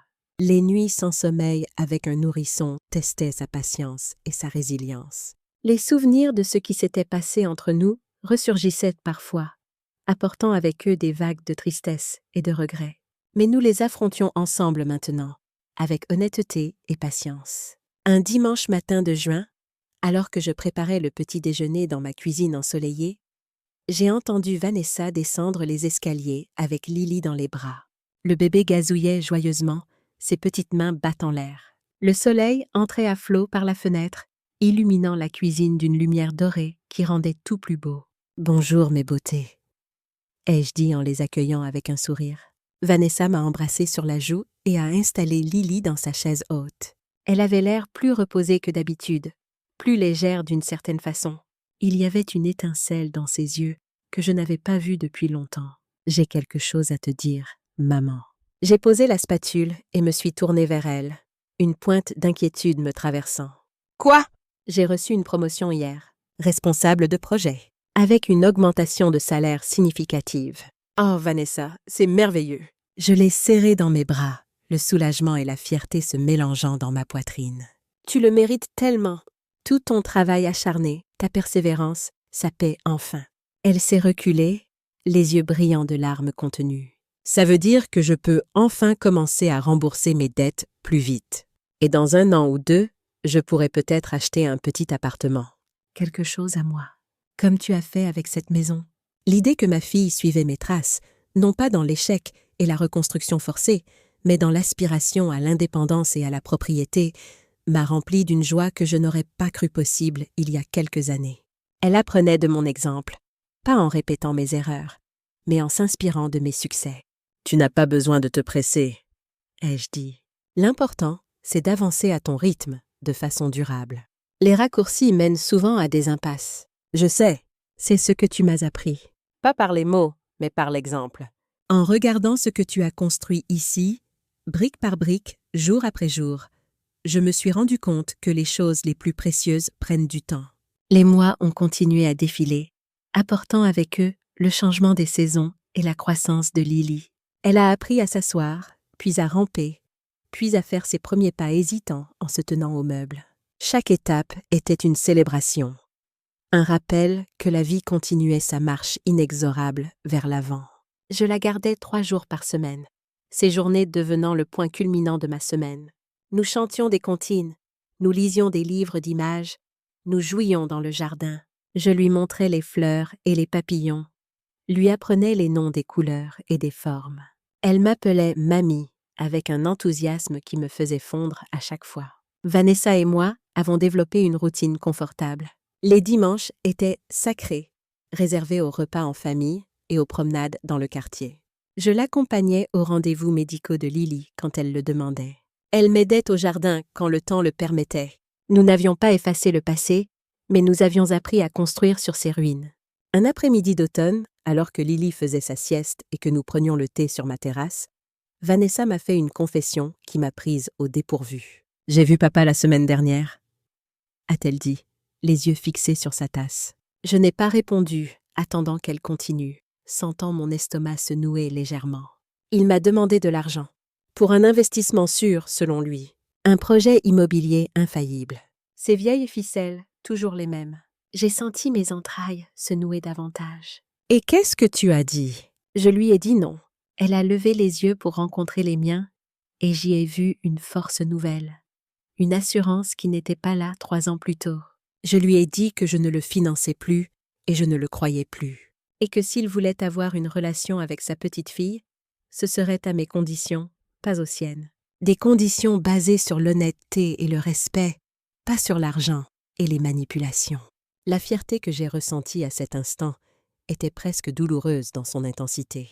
Ma fille avait finalement vu son père tel qu'il était vraiment, non pas à travers mes yeux, mais à travers les siens propres.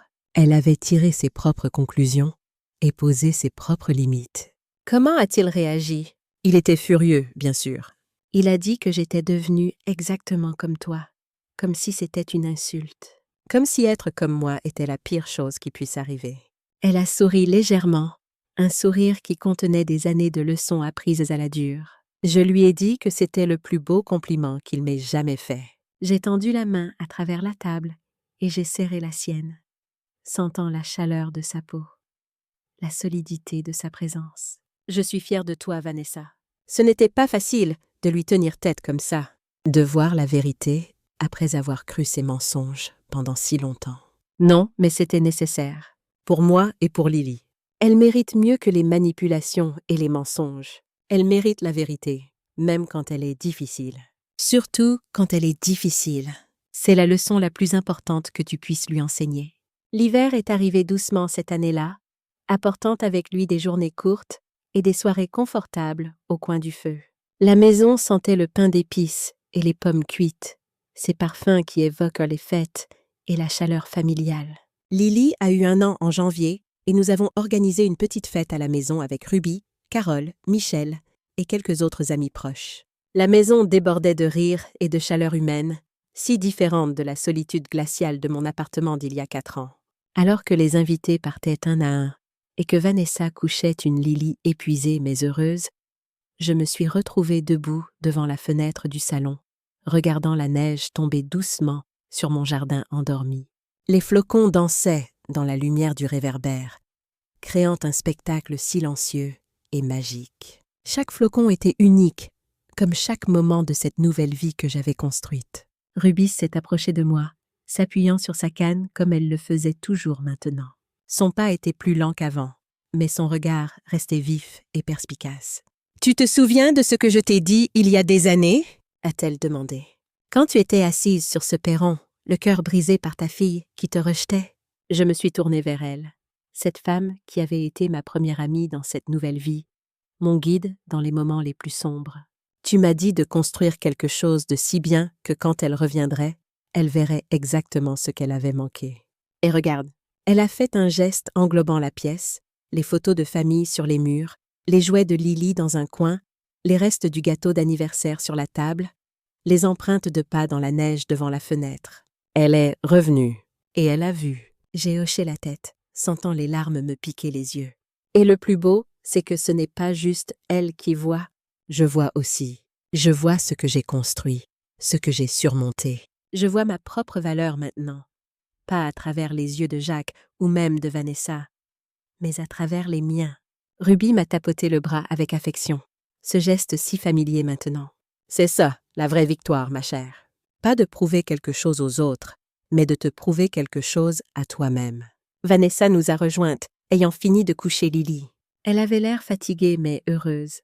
Cette fatigue bien heureuse des mères qui ont passé une journée à célébrer leur enfant. « De quoi parlez-vous, toutes les deux » a-t-elle demandé en s'approchant. « Des portes » ai-je répondu. « Et de ce qu'on trouve quand on a le courage de les ouvrir. » Le printemps suivant, Vanessa a fait son premier versement sur un petit appartement dans le même quartier que ma maison. Ce n'était pas grand-chose. 2 chambres au 2e étage d'un immeuble modeste, mais c'était à elle. Acheté avec l'argent qu'elle avait économisé centime par centime, avec un prêt qu'elle avait obtenu sur la base de son propre historique de crédit, patiemment reconstruit. La signature chez le notaire a été un moment de pure émotion. Je me tenais à côté d'elle, tandis qu'elle apposait son nom sur les documents officiels. Lily babillant joyeusement dans mes bras, inconsciente de l'importance de ce moment. Quand tout a été terminé et que le notaire nous a félicités, Vanessa s'est tournée vers moi avec des larmes dans les yeux. « Je n'aurais jamais pu faire ça sans toi, maman. »« Pas l'argent. Je sais que tu n'as rien payé. Mais le modèle, l'exemple. Tu m'as montré que c'était possible de tout reconstruire à partir de rien. Et tu m'as appris à le faire avec intégrité, avec patience, avec honnêteté. » Je l'ai serrée dans mes bras, Lily coincée entre nous, protestant contre la compression avec des cris indignés qui nous ont fait rire à travers nos larmes. L'emménagement dans son nouvel appartement a été une affaire de famille et de communauté. Michel et son fils ont porté les meubles lourds. Carole a organisé la cuisine avec une efficacité redoutable. Rubis a supervisé depuis un fauteuil confortable, donnant des ordres que tout le monde ignorait poliment tout en souriant. J'ai cousu des rideaux pour chaque fenêtre, personnalisant l'espace avec des touches de couleur et de chaleur, mettant dans chaque point l'amour que j'avais pour ma fille et ma petite-fille. Le soir, quand tout le monde est parti et que Lily dormait paisiblement dans sa nouvelle chambre, Vanessa et moi, nous sommes assises sur son balcon minuscule, regardant les lumières de la ville scintiller dans la nuit. L'air était doux, portant les parfums du printemps, et quelque part, un merle chantait encore malgré l'heure tardive. « Tu sais ce que je réalise » a dit Vanessa, après un long silence contemplatif. « Quoi ? Il y a 4 ans, quand je t'ai fermé ma porte, je pensais que je te punissais, que je te privais de quelque chose de précieux. Mais en réalité, c'est moi qui me suis privée. De ta sagesse, de ton soutien, de ton amour inconditionnel. J'ai perdu 3 ans que je ne récupérerai jamais. Nous ne pouvons pas changer le passé, ai-je dit doucement, posant ma main sur la sienne. Mais nous pouvons choisir comment nous construisons l'avenir. C'est tout ce qui compte, vraiment. Elle a hoché la tête, son regard se tournant vers la fenêtre de la chambre de Lily, où brillait une veilleuse douce. Je veux qu'elle sache cette histoire un jour. Pas pour lui faire haïr son grand-père, mais pour qu'elle comprenne l'importance de la vérité. Et du pardon ? Et de savoir quand fermer une porte et quand l'ouvrir. Elle apprendra, ai-je assuré, par nos exemples plus que par nos mots. C'est comme ça que les vraies leçons se transmettent, de génération en génération. Nous sommes restées assises là en silence pendant un long moment. 2 femmes que la vie avait brisées puis forgées à nouveau, regardant les étoiles apparaître une à une dans le ciel nocturne. Et j'ai su, avec une certitude tranquille qui m'emplissait tout entière, que nous avions trouvé notre chemin. Pas vers la perfection, car elle n'existe pas, mais vers quelque chose de plus précieux encore, une authenticité durement gagnée, une connexion reconstruite brique par brique sur les fondations de l'honnêteté et du respect mutuel. Un soir d'été, alors que les roses de mon jardin étaient en pleine floraison et que le parfum des fleurs emplissait l'air tiède du crépuscule, nous nous sommes retrouvées toutes les 3 dans ce jardin que j'avais planté de mes propres mains. Lily, maintenant une petite fille de presque 2 ans aux boucles brunes et aux yeux vifs, courait entre les parterres, poursuivant un papillon avec des cris de joie pure. Vanessa et moi étions assises sur le banc que Michel avait construit pour moi l'année précédente, regardant ma petite fille découvrir les merveilles du monde naturel avec l'émerveillement propre à l'enfance. « Elle ressemble de plus en plus à toi », a dit Vanessa en souriant. Pas seulement les yeux. La façon dont elle examine les choses, dont elle veut comprendre comment tout fonctionne. Cette curiosité insatiable. C'est une exploratrice, ai-je dit avec fierté, comme sa mère. Et comme sa grand-mère, a ajouté Vanessa avec tendresse. Nous avons ri ensemble, ce rire facile et complice qui était devenu naturel entre nous après tant de mois de reconstruction patiente. Ce rire qui disait que nous avions traversé le pire et que nous en étions sorties plus fortes. « Maman, je pensais à quelque chose », a dit Vanessa après un moment. « Quoi donc ? On pourrait lui montrer comment planter des roses le printemps prochain ? Tout le monde devrait savoir comment faire pousser de belles choses. » J'ai regardé ma petite fille, qui s'était accroupie devant un rosier, examinant une fleur avec une concentration intense, digne d'une scientifique. Elle a tendu un doigt prudent pour toucher les pétales, puis s'est retournée vers nous avec un sourire éblouissant qui illuminait tout son petit visage. « Oui ?» ai-je dit, la voix légèrement enrouée par l'émotion. « Je pense que c'est une merveilleuse idée. Nous lui apprendrons ensemble. » Et alors que nous étions assises là, dans le jardin que j'avais planté de mes propres mains il y a maintenant plusieurs années, je savais que la vie apporterait encore des défis, encore des portes à ouvrir et à fermer. Mais maintenant, nous les affrontions ensemble. 3 générations de femmes apprenant des erreurs et des triomphes les unes des autres, construisant quelque chose de plus fort que les tempêtes qui avaient menacé de nous déchirer. Et c'était, ai-je réalisé avec une clarté soudaine, la plus belle chose que j'ai jamais fait pousser. Il y a 3 ans, ma fille m'avait dit que je n'étais plus la bienvenue chez elle. J'avais conduit jusqu'à la maison ce jour-là, avec rien d'autre que mes clés de voiture et un trou béant dans la poitrine, croyant que j'avais peut-être perdu la seule vraie connexion que j'aurais jamais. Mais je n'avais pas perdu. J'avais appris. J'avais appris que parfois les gens qui partagent votre sang peuvent drainer votre esprit plus vite que n'importe quel étranger. J'avais appris que les limites ne sont pas des murs pour empêcher l'amour d'entrer. Ce sont des portes qui le protègent, qui le préservent pour ceux qui le méritent vraiment. Et j'avais appris que ma valeur ne se mesure pas à qui choisit de se tenir à mes côtés, mais à comment je me tiens debout quand ils s'en vont. Le soleil se couchait maintenant, projetant de longs rayons dorés à travers mon jardin, transformant chaque pétale de rose en joyau étincelant. Vanessa s'est levée pour attraper Lily, qui commençait à montrer des signes de fatigue, se frottant les yeux avec ses petits poings. Je les ai regardés. Cette fille qui m'avait un jour fermé sa porte avec tant de finalité, et cette petite fille qui en avait ouvert une nouvelle pleine de promesses. Et j'ai ressenti une paix profonde qui m'enveloppait comme une couverture chaude. « Qu'est-ce que tu en penses, Lily ?» ai-je chuchoté alors que Vanessa me passait le bébé somnolent. « On montre à ta maman comment planter des roses au printemps prochain ? Tout le monde devrait savoir comment faire pousser de belles choses. » Lily a gazouillé en réponse, agrippant une mèche de mes cheveux avec ses petits doigts potelés. Et Vanessa a ri, ce rire ouvert et sincère qui était devenu si familier au cours de ces derniers mois, ce rire qui me réchauffait le cœur chaque fois que je l'entendais. Alors que nous étions assises là, dans le jardin que j'avais planté de mes propres mains, je savais que la vie apporterait encore des défis, encore des portes à ouvrir et à fermer, encore des leçons à apprendre. Mais maintenant, nous les affrontions ensemble. 3 générations de femmes apprenant des erreurs et des triomphes les unes des autres, construisant quelque chose de plus fort que les tempêtes qui avaient menacé de nous séparer. Et cela, ai-je réalisé en regardant le soleil disparaître lentement à l'horizon, peignant le ciel de teintes orangées et roses, était la plus belle chose que j'ai jamais cultivée. Non pas des roses, aussi magnifiques soient-elles, avec leurs pétales veloutés et leurs parfums enivrants. Non pas une maison, aussi fièrement reconstruite soit-elle de mes propres mains. Mais cette connexion retrouvée, cette confiance patiemment recousue point par point, cette famille réinventée sur les cendres de ce qui avait été détruit par les mensonges et les malentendus. Les étoiles commençaient à apparaître dans le ciel qui s'assombrissait, scintillant comme des promesses lointaines. Quelque part dans la ville, Jacques vivait toujours sa vie de façade et de manipulation, prisonnier de ses propres choix. Mais je ne pensais plus à lui. Je ne pensais qu'au chemin parcouru, aux leçons apprises, aux portes que j'avais eu le courage d'ouvrir et celles que j'avais eu la sagesse de fermer. Il y a 3 ans, j'avais cru que tout était fini. Que ma vie telle que je la connaissais s'était effondrée sans espoir de reconstruction. Mais en réalité, tout ne faisait que commencer. Un nouveau chapitre, une nouvelle histoire, une nouvelle Christine.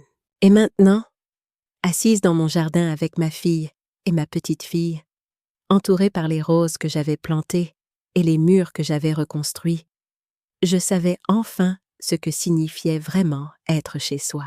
Ce n'était pas un lieu géographique, un point sur une carte. Ce n'étaient même pas des personnes, bien qu'elles en fassent une partie essentielle. C'était cette certitude tranquille au plus profond de soi qu'on mérite d'être là, qu'on a sa place dans ce monde, qu'on a le droit d'exister, de prendre de la place, d'avoir des opinions et des limites et des rêves.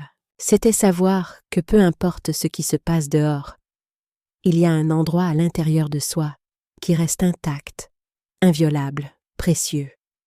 Un sanctuaire que personne ne peut vous enlever.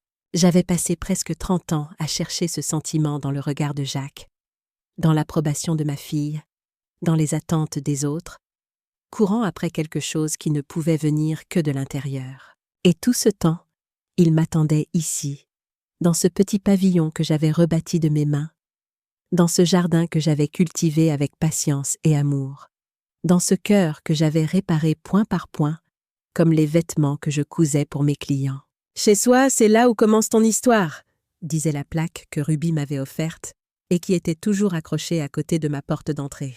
Elle avait raison, comme toujours. Mais j'ajouterai maintenant quelque chose à cette sagesse. Chez soi, c'est aussi là où on choisit comment cette histoire continue, où on décide quels chapitres écrire et lesquels refermer définitivement. Et moi, Christine Lemaire, 58 ans quand tout s'est effondré, 62 ans maintenant que tout s'est reconstruit, j'avais choisi la vérité. J'avais choisi les limites. J'avais choisi l'amour authentique plutôt que les apparences creuses, la substance plutôt que le superficiel. Et au bout de ce chemin difficile et douloureux, parsemé de larmes et de doutes, j'avais trouvé quelque chose que je n'aurais jamais cru possible dans mes moments les plus sombres. La paix, non pas l'absence de problème, car ils viendraient toujours. C'est la nature de la vie.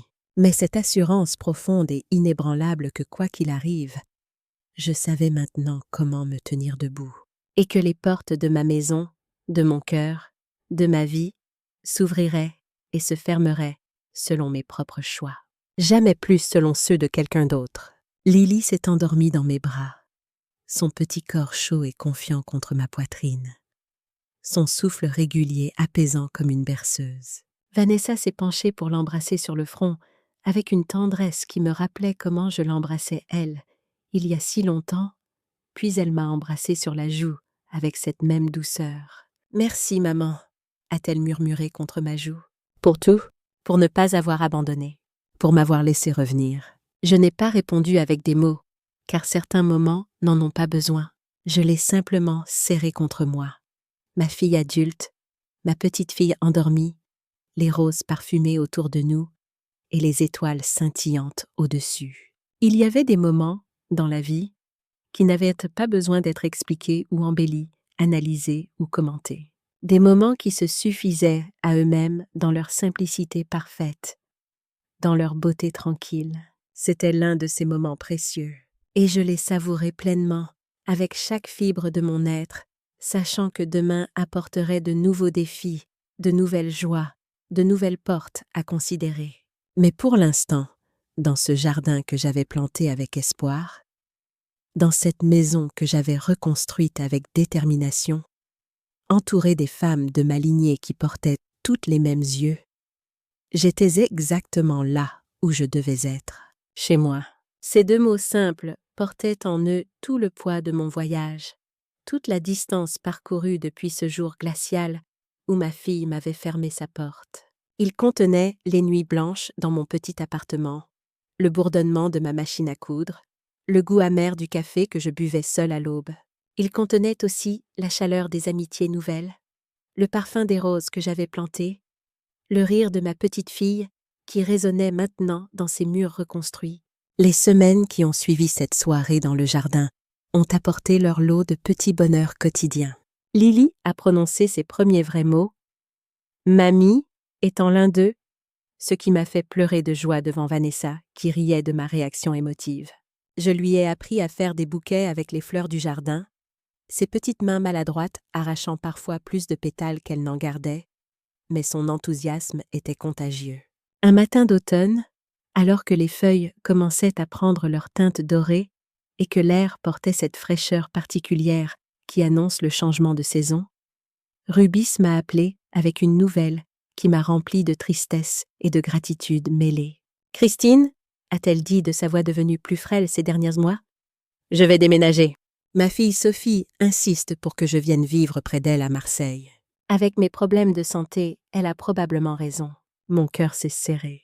Ruby avait été ma première amie dans cette nouvelle vie, celle qui m'avait tendu la main quand je n'avais rien, celle qui m'avait donné le conseil qui avait changé ma perspective sur tout. L'idée de la perdre, même si ce n'était qu'une question de distance, me faisait mal. « Tu vas me manquer terriblement, » ai-je dit, la gorge nouée. « Et toi aussi, ma chère, mais tu n'as plus besoin de moi maintenant. Tu as ta fille, ta petite fille, ta maison, ton entreprise. Tu as construit exactement ce que je t'avais dit de construire. Et c'est magnifique !» Elle a fait une pause et j'ai entendu l'émotion dans sa voix quand elle a repris. « Je suis tellement fière de toi, Christine, de tout ce que tu as accompli. Tu es la preuve vivante qu'il n'est jamais trop tard pour recommencer. » Son départ, quelques semaines plus tard, a été un moment de profonde émotion. Nous avons organisé une petite fête d'adieu dans mon jardin, avec tous les amis qu'elle avait contribué à rassembler autour de moi au fil des années.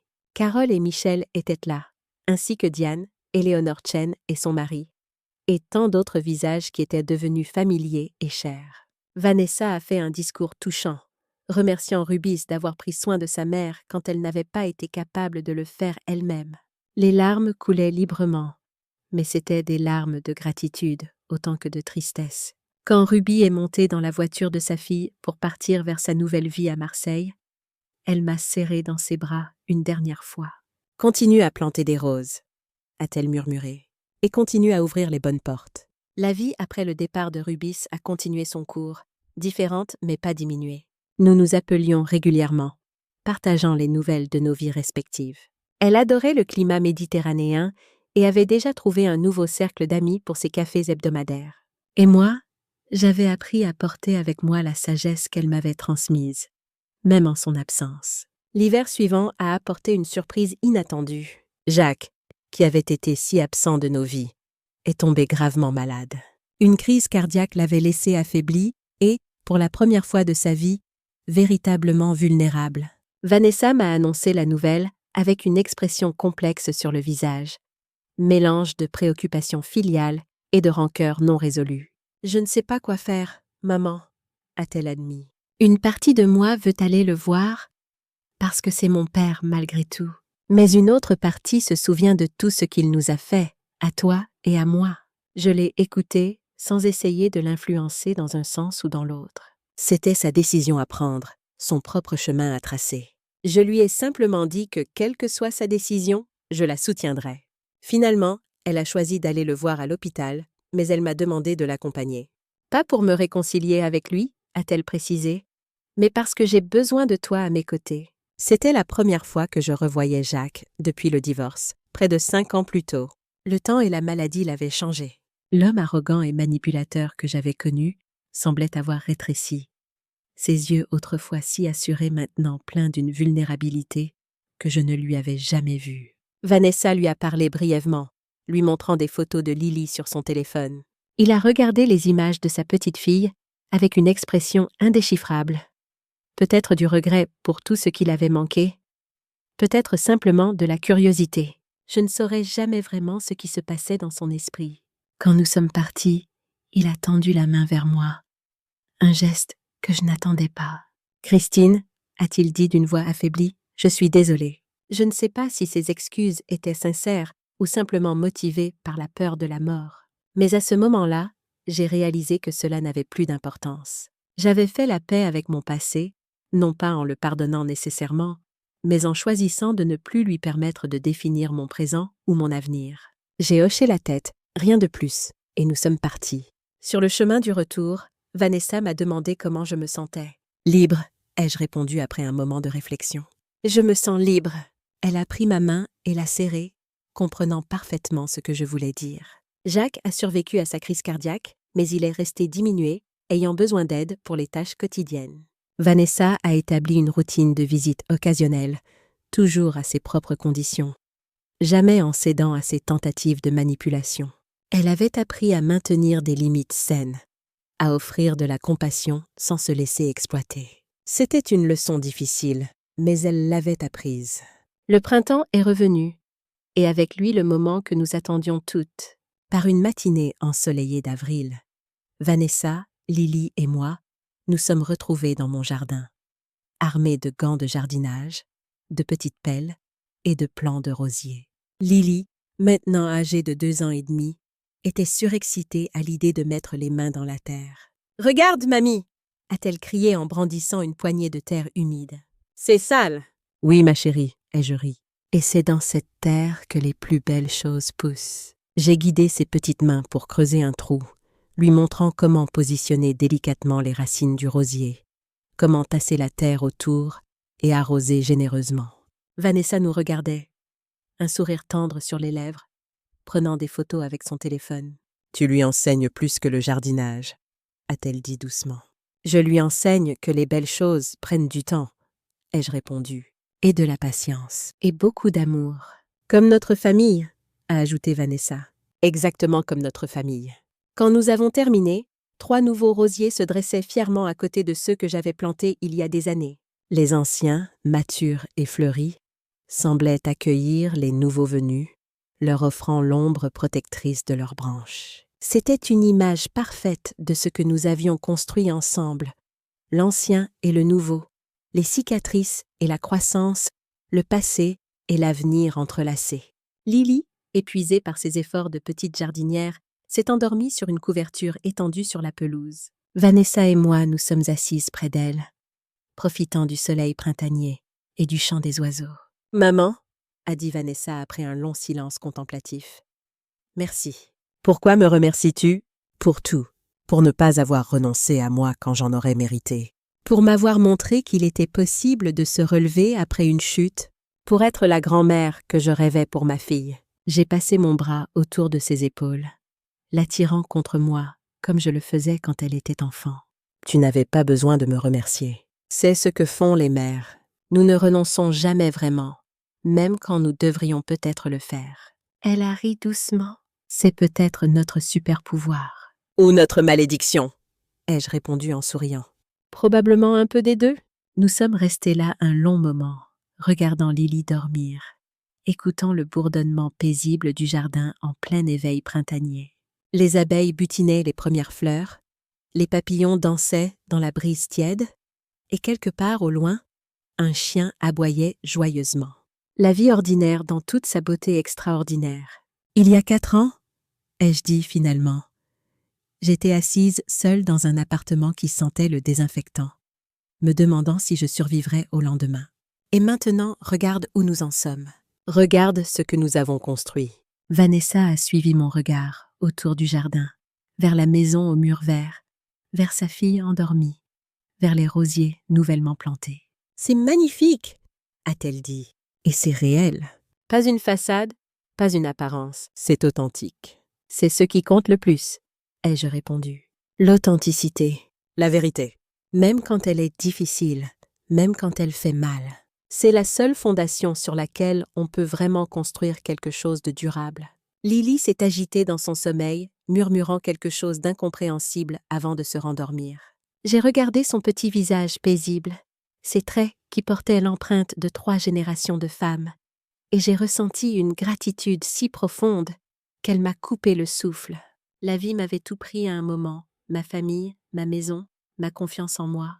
Mais elle m'avait aussi tout redonné, différent, transformé, peut-être même meilleur.